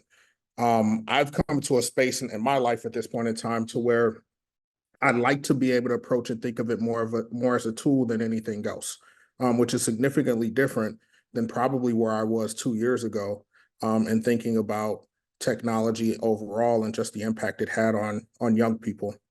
One of the realities of artificial intelligence is, as schools, as people that are here to grow young people into the world's next leaders, we have the responsibility to be honest with ourselves about the world around us and the future in which we're sending our kids into. Our schools in particular, being Jesuit schools, are uniquely positioned to do good work in this regard. Dr. Green mentioned technology being risky. It's always been risky. This isn't something new. I've had the fortunate position of being a student in one of the first one-to-one schools in the state that I lived in back in 2003. And I remember the fear in the eyes of my teachers at the high school that I was in. They were very concerned about what they had in front of them every day. It's human nature for us as people to avoid new and difficult things. We, though, teach kids every day to be open to growth. We teach them that being open to growth is something that is a part of what life has in front of you and that should be embraced. It's our time, though, as adults to model that very behavior as we look to something that will be very impactful to their future and the world in which they get to experience beyond our doors. One of the things that I'm conscious of in my own community every day, and I look back to a history of things that I've experienced as someone that's been in now 4 Jesuit schools, is approach and process. While schools absolutely, when I think about artificial intelligence, and I've done traveling and trying to see schools and what they are doing, I've done research, we've got committees all over the place to try and figure out what our approach is. While we need to stay current, there has to be a process in getting there. Too often as schools, we rush the process out of fear that we're either getting left behind or that we have to do something because that's what everyone else expects for us to do. And the something that we do does not match the needs of the community or the kids at the moment. It's critical that we develop good policy and practices around whatever we're going to do as schools when it comes to artificial intelligence. I think back to, my approach to AI right now is a lot of it's rooted in my time as a dean of students and thinking about some of the moments in which I probably rushed process and practice because I was afraid of what was in front of me and I didn't understand it. And then 2 years later, 3 years later, I'm looking back on it to say, wow, if I only kind of took my time and actually put myself into the mix a little bit more to understand what was in front of me, we might have been able to save students, and we might have also been able to save our community from some of the headaches that were in front of us in approaching how to best approach some of these things. As I often hear a lot of teachers too talk about, it's the age-old thing. We heard this with iPads. We heard this with laptops. We heard this with Wikipedia. We heard this with a lot of things. Is I just wish it would go away, because going away allows for us to be in a place of comfort. It's not going anywhere for these students. Dr. Green mentioned as well that good education helps turn children into adults.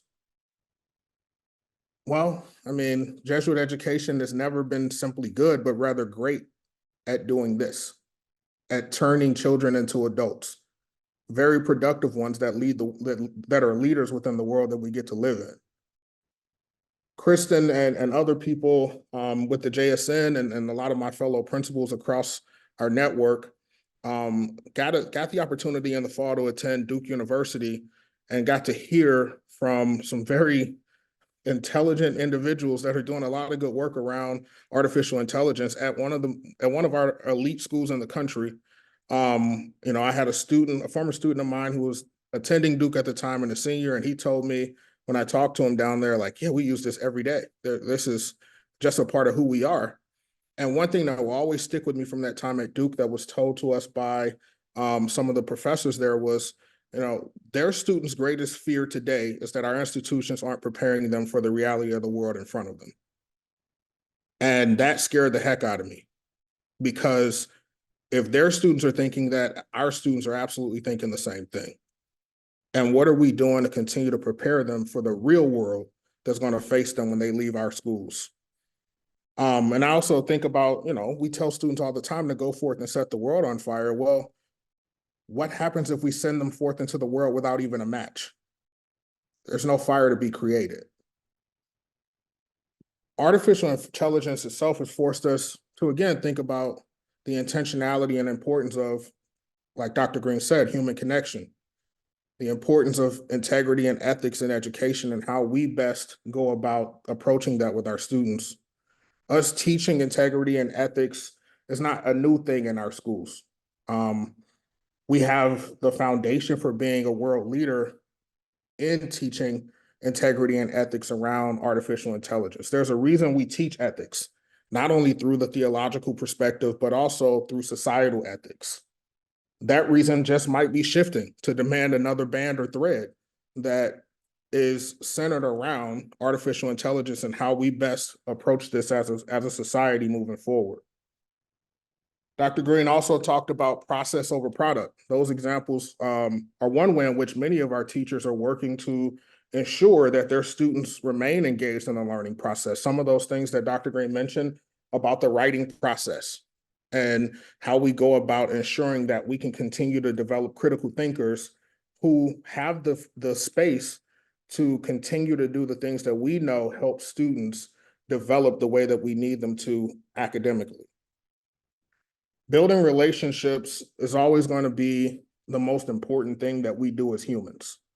Those authentic relationships are critical in how we function and develop as human beings and how we are able to do things as a society that move us forward in positive ways. And the last thing that I will kind of hit on here in a reflection to Dr. Green is Dr. Green, you kind of scared me there a little bit with one of your statements, but I'll come back to a good space, I'm sure. He said, we will run out of people before we run out of work. And as someone that I look at every individual child that we get to educate, that scares me a little bit to know that they may be one of those people that are ran out of the opportunity to have work. This is something that we have to take personally. It's our role as educators and people that prepare our students for life to ensure that they are prepared for the world in front of them the best way possible. It's also critical that we build global leaders that continue to grow in ways that don't allow them to be run out of work, but rather rethink the way in which we and they can embrace the work that's in front of them, with whatever that is. So, Dr. Green, I thank you again for providing me a lot of thoughtful, reflective points, and I promise I won't be hanging on to that last point for too long. I'll come around. Thank you. Thank you, Sterling. Thank you for your willingness to reflect in the moment on such a big topic. That is not an easy thing to do. I appreciate, as you said, someone with your background, having worked having been a part of 4 different Jesuit school communities, and thinking about that and thinking about how you began your reflection by saying you can really appreciate our parents or grandparents and the feelings that they had as technology was kind of coming fast and furious, and your own movement from looking back several years ago, perhaps in a different role, but kind of wanting to ban all technology, and now to really thinking of it as a tool.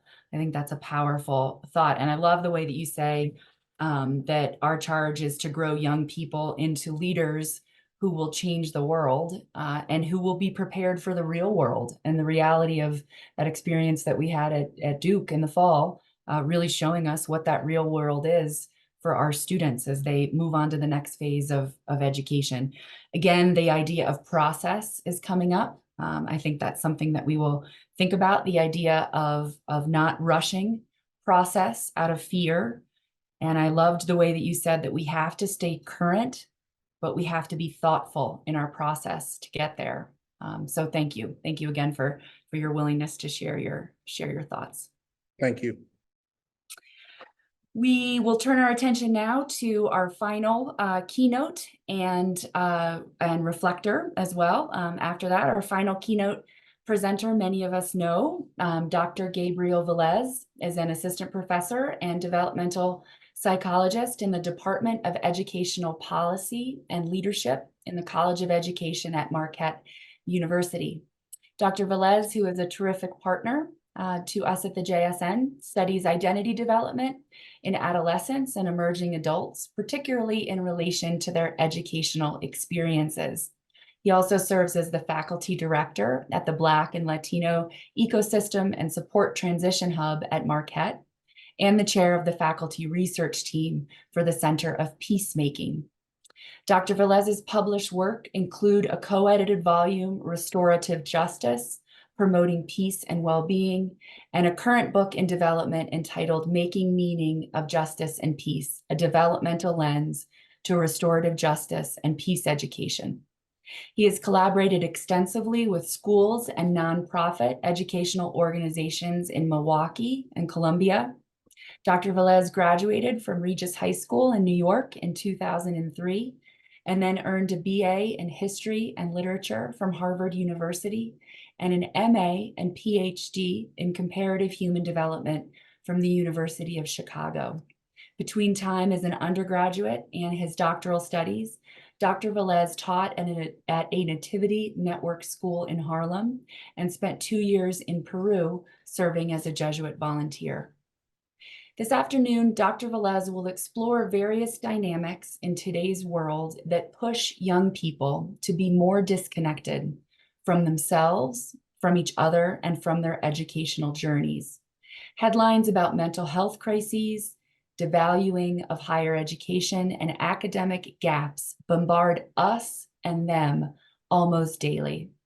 The recent explosion of AI in our world and in education has led to legitimate concerns about what it might mean for these challenges. At the same time, we know that young people are energetic, resilient, inspired, and inspiring. And within Jesuit education, we have a unique opportunity to harness our mission to support young people in finding meaning and connection in this modern world. In this presentation, Dr. Velez will discuss the need to support connection with and among youth, what this means in the context of AI's growth, and how we can harness Jesuit education to achieve these goals. His session is entitled Centering Connection in Learning, Tackling the Fear of Student Isolation in the World of AI. Dr. Velez. Great. Thank you, Kristin. Thank you all who are here this afternoon. Good afternoon. I hope you have as lovely weather where you are as we do in the upper Midwest. It's really nice here today. I'm going to start by apologizing. I have a little bit of a cold that I'm getting over, so I might sound that a little bit. But I'm really honored to be here and always to share with Jesuit colleagues and Jesuit educators the depth of the thoughtfulness.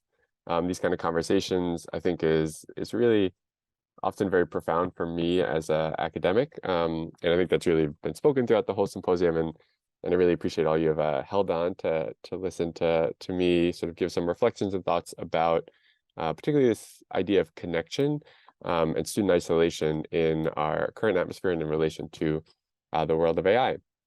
And so basically, I'm going to give a quick little introduction, then I'm going to talk about the need for connection with young people now, some thoughts about and reflections on AI and connection, and then linking that into Jesuit education and its particular role I think it can play in supporting student connection and young people's just being connected to each other, to the world, and to themselves as well. So as an introduction, I often like to sort of frame what my perspective is, and Kristin spoke a bit to this, but I did want to highlight that I'm a developmental psychologist, and I study youth, peace, and restorative justice, and I have this focus on kind of identity. So really about how young people form their identities of themselves as students, as people, as adults, really. And then also, I come from a Jesuit high school education, and I was a Jesuit volunteer as well. So Jesuit Volunteer Corps is well represented today in this webinar. And I taught at a Nativity Network school in Harlem, and then I was a Jesuit volunteer teaching in Peru, and then I also taught in Columbia. And that really has informed the way that I think of these questions and the work and research that I do now. And I always like to sort of show, these different contexts that I taught in. And so the one on the left is where I taught in Peru, in a neighborhood in Tacna, in the south of Peru. And then the one on the right was a elite private school in the capital of Bogota in Colombia.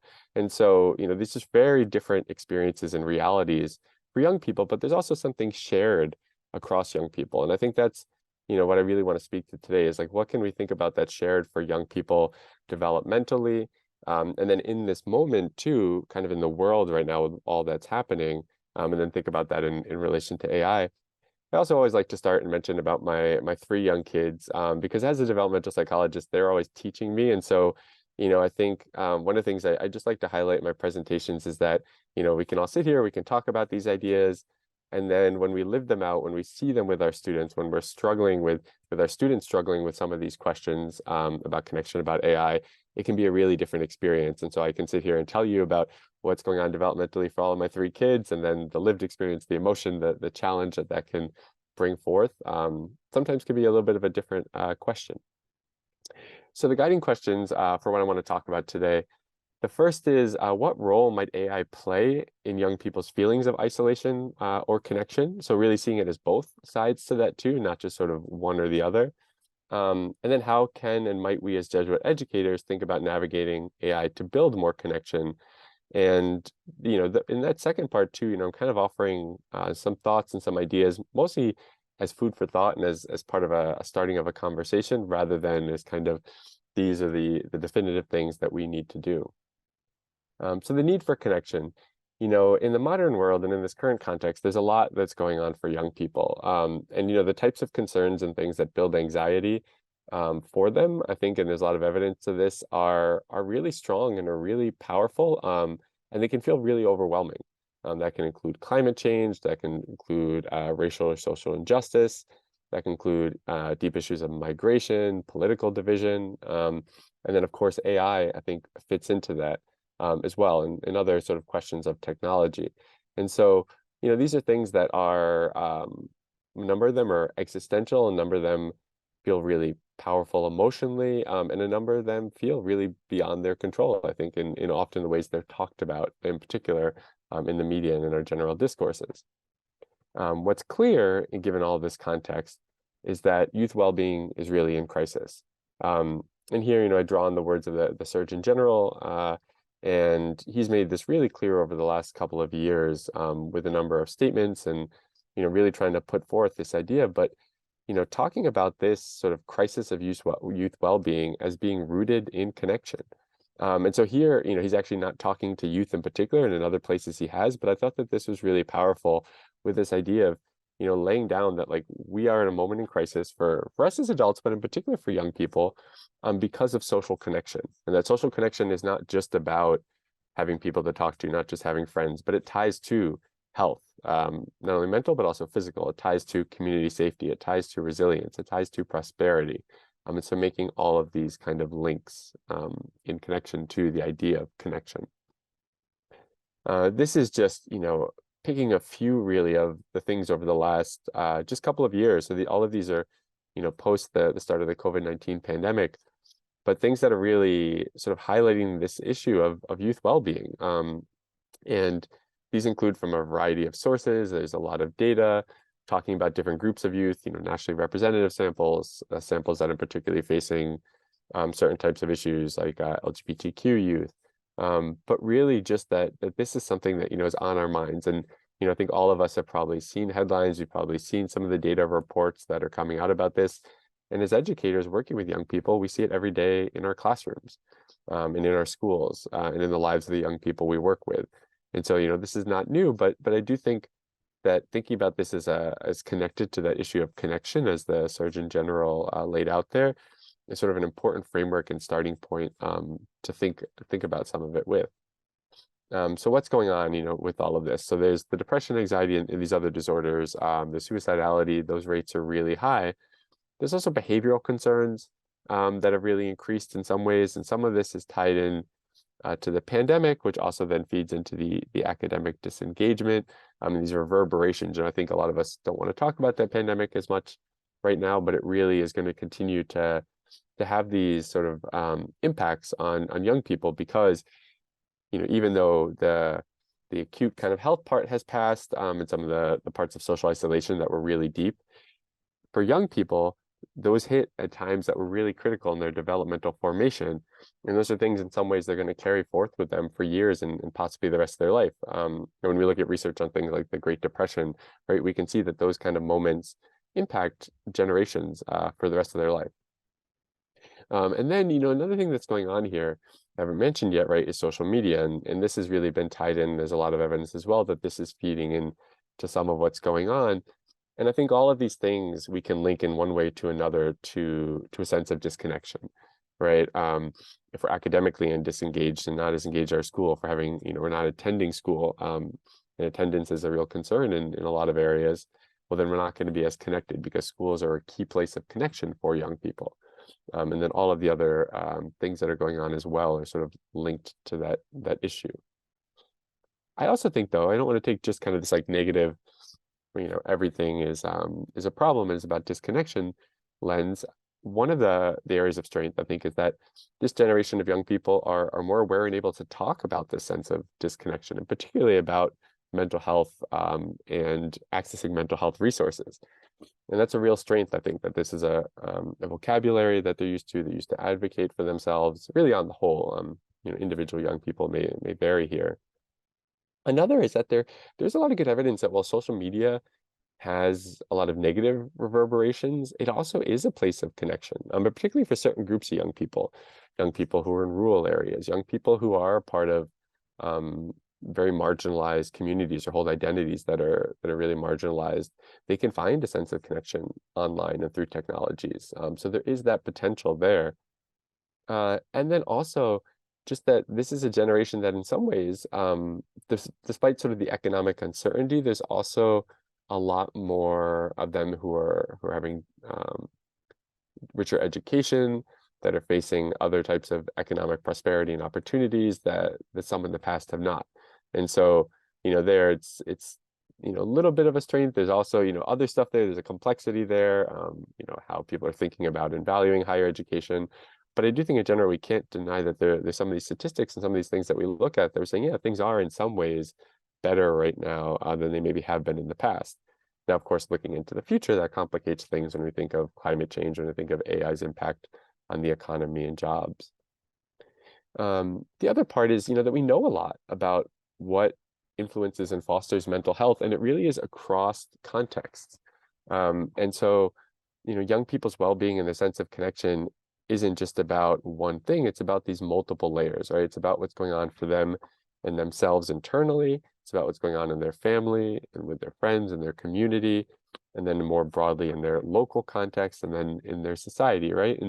And so I think when we think about education, it's a real nexus there on those more intimate kind of spheres, on the individual, the family, and the community in particular. And those are, I think, all things that Jesuit education really taps into, which I'll get into in a little bit. So now kind of shifting to talk more specifically about AI in relation to connection, there's this sort of fundamental question of like what AI might mean for humanity.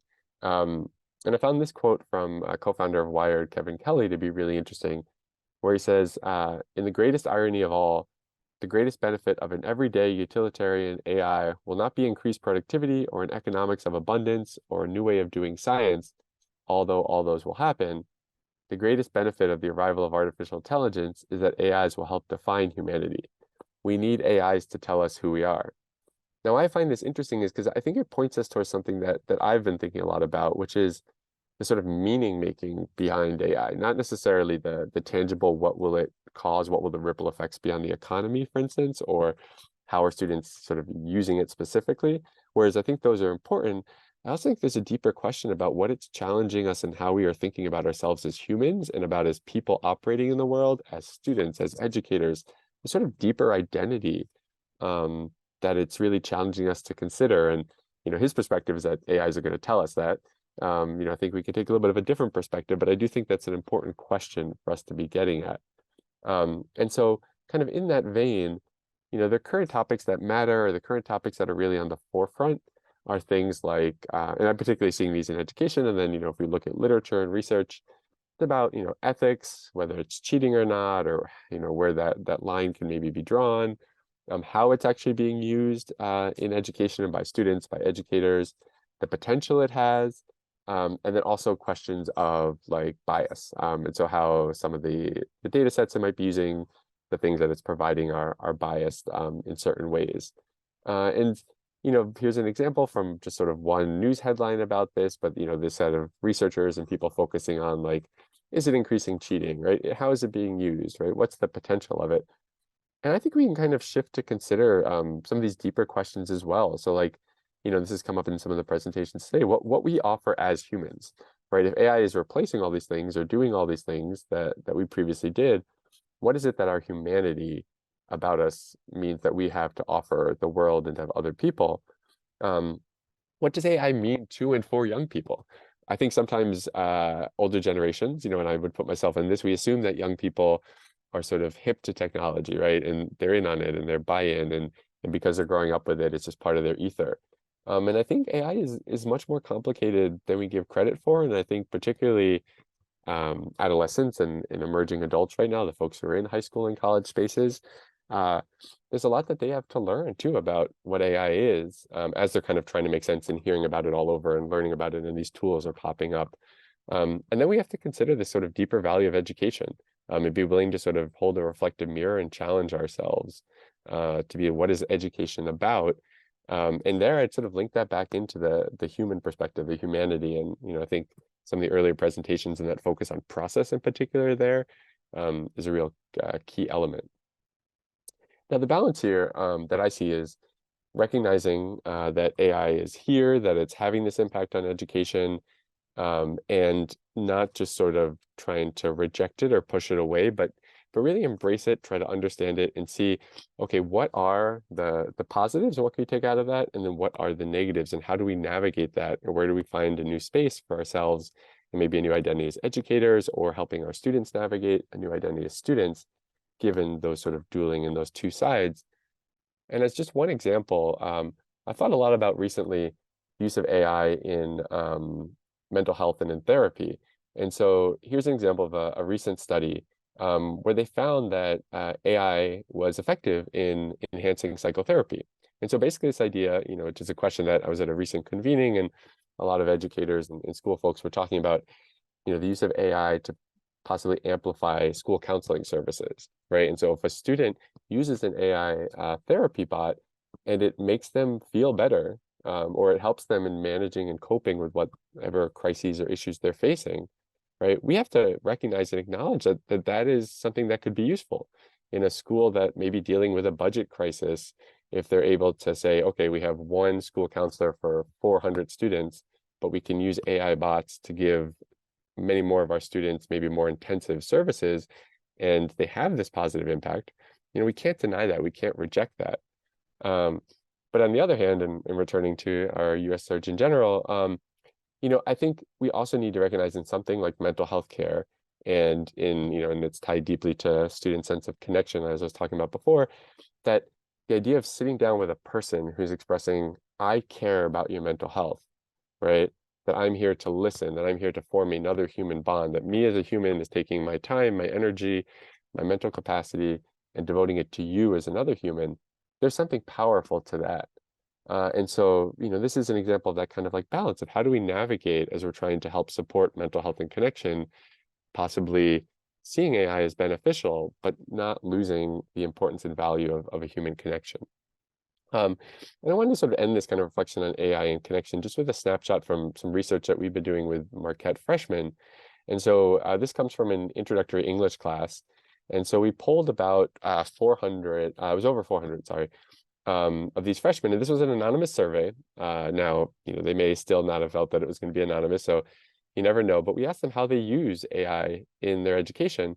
And 260 of them said never, I've never used it. And then you can see some of the other ways that they mentioned using it. And then we had these focus groups as well, where we started to delve a little bit deeper with them about how they're thinking about it, how they're using it. And so one of them in one of the focus groups said, well, just sort of like, this thing is just so cool. Like, it's over my head. I can do all this stuff. It's just so intriguing to me. right? And there, to me, it expresses like a sense of like curiosity of interest, but not really knowing what it's about. And then another talked about, I'm almost scared it's going to take the personality of the world. Like there's games where it's like, can you tell if it's an AI or a person?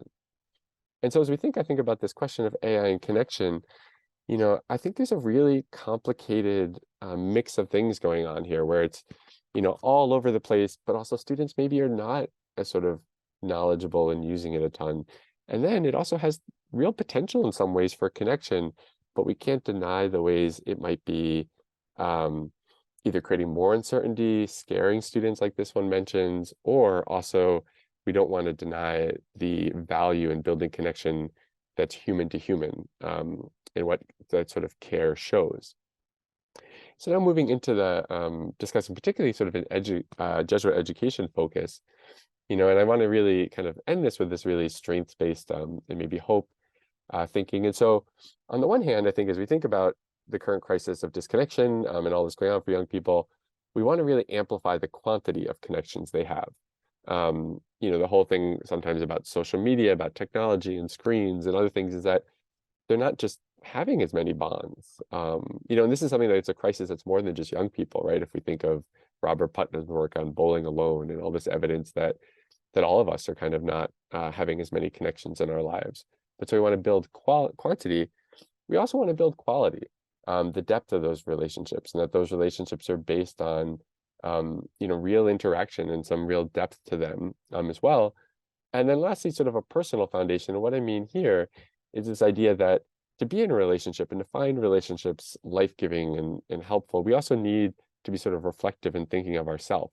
And these are all sort of interconnected as well, right? So this kind of foundation of our own identity, of our own coping and resilience and just internal sort of peace, really, I'd put it at, and then building into the quantity and quality of relationships that we have in connections. So in thinking about combating loneliness, and I'm drawing this from an interesting study that has really made me think a lot, which is particularly about the pandemic, but I think it extends more broadly about loneliness and well-being in children. The first is to really double down on sort of building social and emotional learning skills. And that was particularly strong as an issue, that came out of the pandemic with this sort of, long period for some young people of not being in person and not interacting in person. But that's just been shown generally to sort of combat loneliness, support well-being for children. The other, in relation to that question of sort of quantity, is increasing the number of opportunities for social relationships. And, in some of us in our educational context, that may be sort of rethinking the ways that maybe we've helped students form bonds with each other or with adults for years, for decades. We might need a little bit of a different approach now to really up those number of opportunities for those relationships. And then to improve the quality and connection of these relationships. So again, in this sort of research review, they found that's one of the best practices to combat loneliness, is to improve the connection and particularly the quality of them. And then also to support feelings of belonging. And so that's less about sort of the interpersonal relationship and more about the I'm a part of this community, and really fostering the sort of sense of community and that each individual person is welcome and included within that for who they are. And then the last part that they highlight in this study is cultivating purpose. And that cultivating purpose actually is a really important intervention to combat loneliness amongst children and adolescents. I think all of these things, as I kind of reflected on it and have been doing this work in this space in relation to the pandemic, to me, fits really well with a Jesuit education. And when I think some of those core elements of it, cura personalis, forming and educating agents of change, finding God in all things, to me, those speak to a really clear connection to what we just saw about these ideas of combating loneliness. And a lot of them can be harnessed to support connection. Although, as I mentioned, I do think sometimes we may need to rethink the ways we're doing that. And so, again, we might have a Jesuit school that's been around for 100 years and has been successful in building relationships amongst its students in a certain way. Might have to rethink, what does cura personalis mean within this current context, for instance. But those are the core elements, I think, that we can really use and harness to move forward in that way.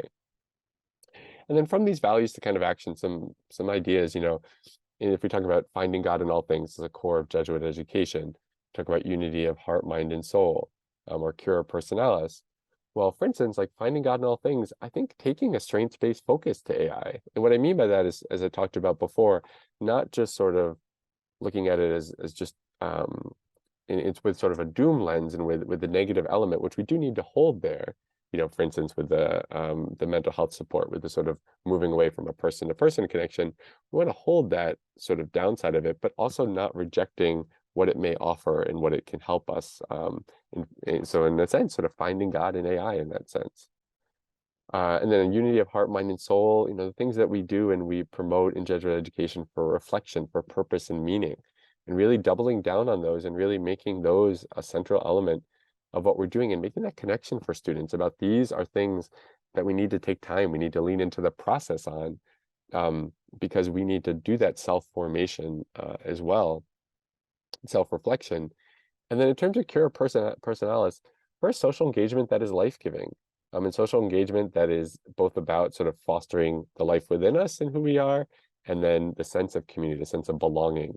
And then also highlighting coping and resilience, and also really applauding that, recognizing that in students. And so rather than it being about all the sort of crisis, also bringing forth the moments that they show coping and resilience, the moments when they're activists in the face of these larger questions and existential issues, right? When they can take the lead on educating and driving maybe some change or driving innovative ways of thinking or using AI, for instance, in that context.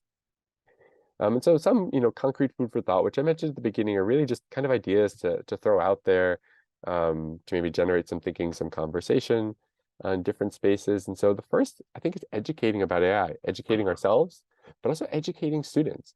You know, one of the things that I sort of highlighted briefly there in that research that we've been doing with Marquette students that has struck me is how few are actually using it in depth, and then how few have a really clear understanding of what it's going on or what it's about. I've been really struck in asking, you know, this is more anecdotal, but asking my classes about what do they think that ChatGPT is doing when you ask it a question.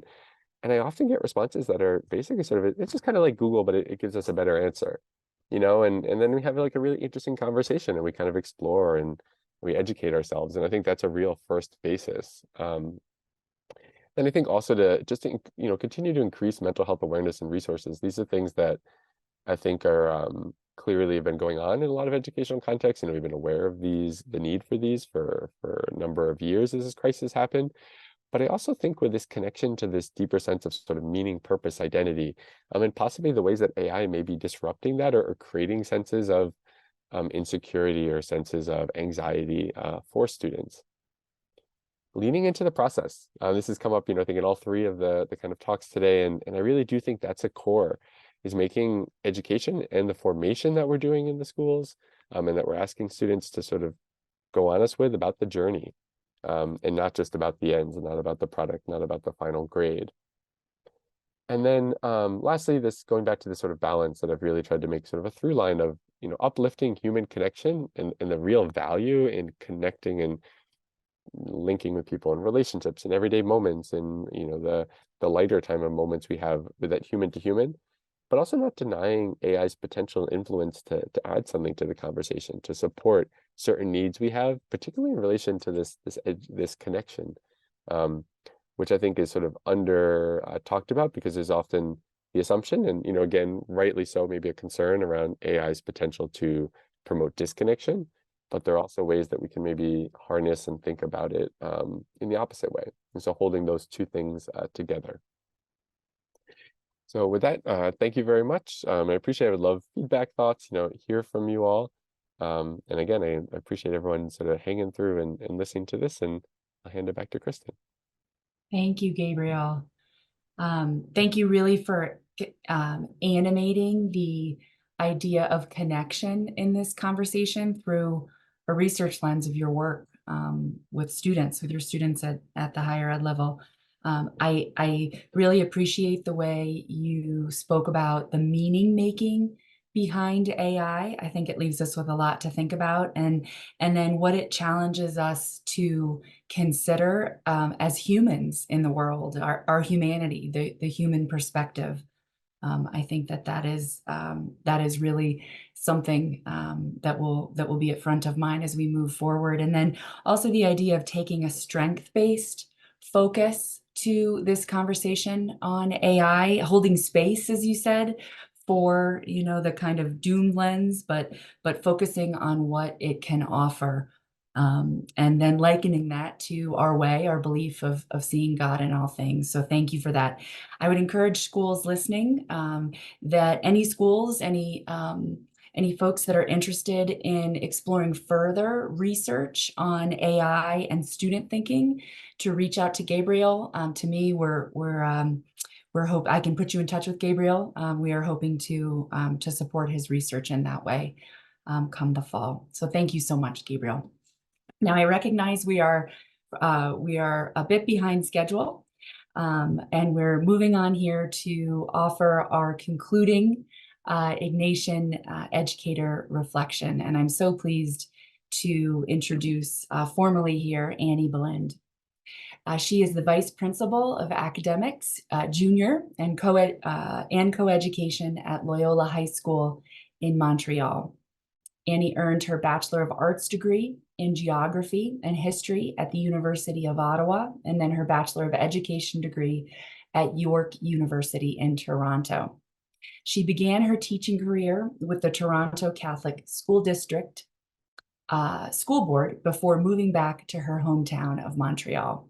She's been part of the Loyola Montreal family since 2003.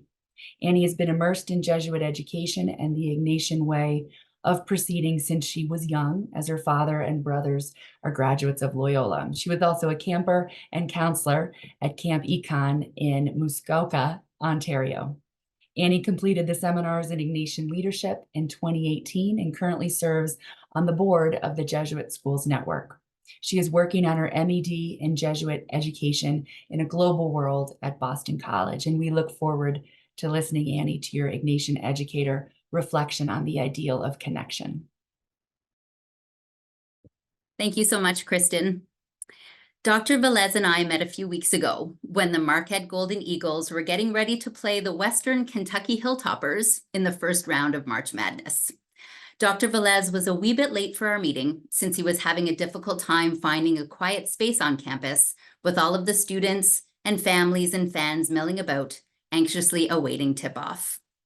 Even though it's 940 miles between Montreal and Milwaukee, I felt an instant connection to Dr. Velez and Marquette, simply because the chair in which I was sitting and the chair in which he was were situated in Jesuit schools. This is much the same as I feel about all of you, sitting in your offices or libraries or conference rooms or classrooms today.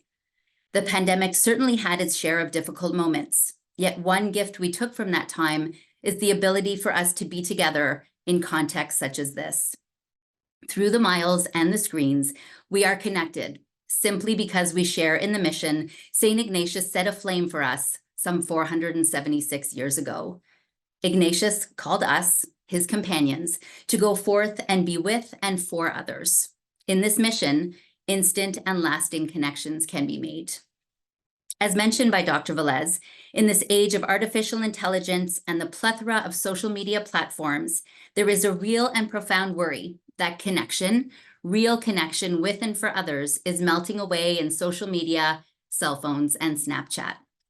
Through these, we only get fleeting snippets of another story, not the beautifully complex ones that make us truly human. I recently read an article by Joe Lambert, director of the Center for Digital Storytelling, who said, "It is important that we allow our students to share their stories in our circles so we can help them honor their lives with the sacrament of story, to enrich their individual, emotional, and cultural development, and perhaps ultimately the more mysterious development of their soul." Our shared mission as Ignatian educators aligns perfectly with this call for connection, along with what Dr. Velez mentioned about putting our Ignatian values into action, namely, in finding God in all things, in the unity of heart, mind, and soul, and in cura personalis. I would like to share a few stories with you where I was blessed to spend some unique kairos time in the loud and in the quiet with some of my students and colleagues. Each moment spent with them was dear, true, and holy. At the end of February, 46 grade 10 students and 5 special colleagues traveled to the Dominican Republic for what we call our Experience Week. This was a week of connecting with others in the purest and most grace-filled form. All 51 of us lived in the community of Consuelo, where 22 families opened their homes and their hearts to us. We lived, loved, laughed, got to know each other in broken Spanish English, and became part of their families, and they in turn became part of ours. One of the most profound moments for me was sharing Mass together in Olga's backyard. As one of the host mothers, she brought the altar to her home, literally and figuratively. Being in a Jesuit Catholic school allows us to unapologetically share our faith with others, particularly with the young men and women in our care. Our young students saw the other, sitting next to them at Mass under the stars, with new ears and a new heart. The connection that I witnessed and felt in this beautiful country led to silent and sometimes not so silent tears among us. The power here was in accompanying each other and being with each other as people in the lived flesh, seeing and experiencing life together, even if for only a few days. AI and technology can't do that for us. In the crisis of disconnection that we often worry about, faith is the warm squeezy, the gift we all need to share and live with our students and colleagues. There on this little island in the Caribbean Sea, we were able to come together and find God in all things. There's a feeling today among our young people that being in the quiet, away from their phones and devices, means that they're disconnected from their friends and followers. I think this is so far from the truth. A few months back, we told our students and their parents that on this particular trip, our young travelers were not permitted to bring their cell phones with them. A ripple of panic was felt and shared among them as the prospect of 7 days without the ability to snap, Instagram, and text with their friends and families left some feeling that their connection would be lost. However, when our students found themselves in the quiet of Consuelo, they embraced it. Some more easily than others, to be honest, but they all did. They swam in it and allowed the quiet to blanket them with profound thoughts and reflections. Some of them wrote in their journals, others prayed and embraced the examen. All of them spent countless hours in conversation with their old and new friends, sitting on the grass, throwing a baseball, traveling through the countryside on the bus, going for a walk, or playing 21. William Wordsworth wrote, "The child is father of the man," or young men for others in this case. They connected with each other like they used to when they were little ones, allowing themselves to be honest and sometimes vulnerable with each other. And it was awesome to see.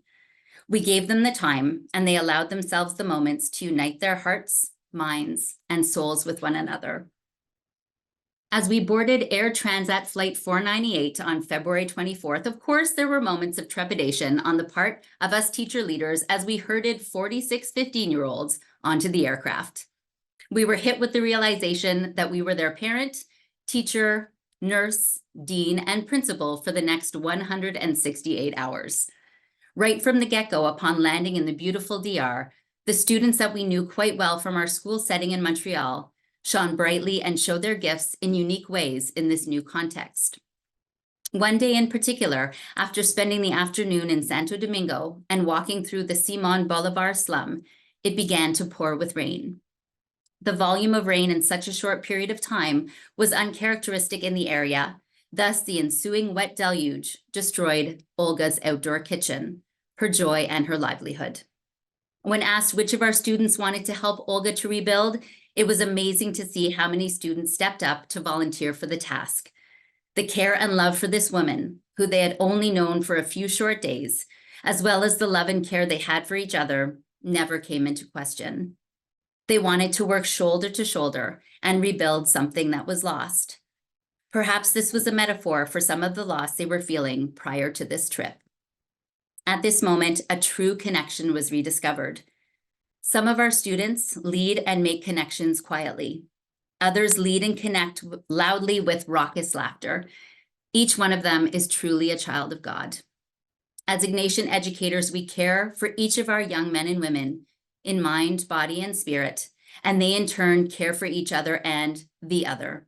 This, my friends, is Cura Personalis.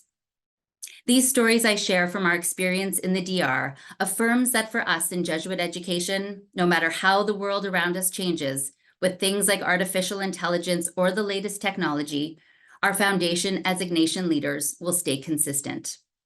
This foundation that came alive to me on this Experience Week trip is what will allow us to stay connected to our students and our students connected to us.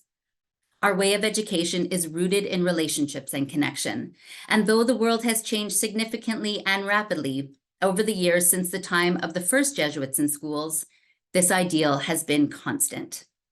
Ignatius led the way in showing us deep connection with his Jesuit pals through the writing of letters when the companions found themselves spread across the globe. When I think about big questions and worries around AI that I hear from teachers and schools, I remember this and feel both affirmed in our present and confident in our future. We can never be complacent as Ignatian educators, blind to the evolving world around us, but we can believe and know in our hearts and in our souls that our faith and values in Jesuit schools will walk with us as we navigate the years ahead. In our continued reflection and discernment about disconnection, connection, and reconnection, let us challenge and support each other in being filled with the spirit of our common mission. Let's be open to new challenges, embrace change, and be positive, confident, and assertive about our future as Ignatian educators, walking with our young people toward a very hope-filled future. Thank you so much, Annie. That was perhaps the very best way that we could conclude our symposium, the way that you were able to show and describe through the experiences, your experiences and on a service trip, the idea of putting our Ignatian values into action. I think it more or less sums up everything that we had hoped for. And the idea of the quiet and the irony of that at times, the ways that students lead and connect both quietly and loudly.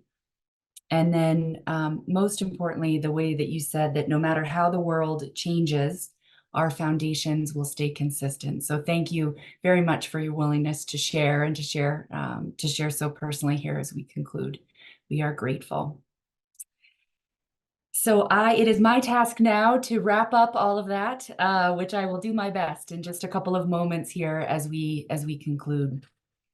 Teaching and learning in Jesuit schools in the age of artificial intelligence. There is so much to say. We could go on for longer than we already have. We know that. I think we've been successful in positioning ourselves as learners in this symposium. And I'm certain I am not alone in feeling like we have so much to learn when it comes to all of the complexities surrounding artificial intelligence and its influence on teaching and learning, and the teaching and learning that we hope for in our schools. As we conclude, I first offer many thanks to our panelists who have so graciously shared their work and time and learnings with all of us this afternoon. It is not an easy task to do in the midst of the very full plates of these remarkable educational leaders. I look forward to sharing the symposium recording on the JSM website and via our social media platforms. So please stay tuned for that within the next few days. And you are most welcomed and in fact encouraged to share widely this video when it is available within your own community. Help us to get word out about the powerful conversation that we shared today. I think the value of digging into this in our schools cannot be underestimated. And I urge us all to continue to find ways to do so. To those that joined us this afternoon or are watching the symposium at a later date, thank you as well for your time and engagement. I would conclude by asking all of us to really think about and consider how we can best follow up and learn from the important conversation that was raised here today. We might ask ourselves, what do we want teaching and learning in Jesuit education to look like? What comes next to achieve the vision that you began to draft and reflect on during the symposium? What more can we all do to support this conversation, ultimately to support our students in these rapidly changing days? Our hope is that we have left you with a lot to think about by providing a language to describe and articulate some of the challenges that we face as we collectively make sense of our journey as educators. Each of us can and should feel empowered to live the mission of our schools as we navigate through the complexities of our day-to-day lives as educators in them. We can recall Father General's challenge from several years ago to us as educators that we had posed on our opening title slide at the beginning of this symposium. He charged Jesuit schools to, quote, be spaces for educational investigation, true laboratories and innovation in teaching from which we can draw new teaching methods or models. This means that we'll explore what others do and what we can learn from them, as well as what educational science proposes for a world that's increasingly technical and shaped by the digital culture our students were born and raised in. Our institutions need to be aware of the anthropological and cultural change we're experiencing, and they need to know how to educate and train in a new way for a different future. Are we dedicating our people, our time, our economic resources, and our energy to imagine, to create new forms of education? This challenge can help us urge forward in our understanding of what comes next. In that spirit of what comes next, I'll take just a quick moment to highlight 2 new JSN initiatives that seek to be a resource to this work and to your work in continuing to learn and grow in our craft as educators. The first is what we are calling JSN Learn, which is an exciting new professional development course that is open to all Jesuit educators and colleagues free of charge. We'll create a JSN Learn module that adapts the content of this spring symposium into a single virtual course comprised of the 6 presentations that we just heard, reflection questions for journaling, and supplemental resources. You might consider that opportunity of JSN Learn for individual learning, for cohort-based department groups, or even as a complement for faculty in-service days. So stay tuned for more information on that. And the second new initiative is our JSN 2024 Summer Masterclass Learning Cohort titled Adapt, Experiment, Play, and Implement, learning how to utilize artificial intelligence in Jesuit schools by reimagining our classrooms and workspaces with adaptability and purpose. This hybrid masterclass cohort will be held from May to October, and by dedicating time to experiment and play with resources readily available, participants will learn how to adapt and implement this new world into their classrooms.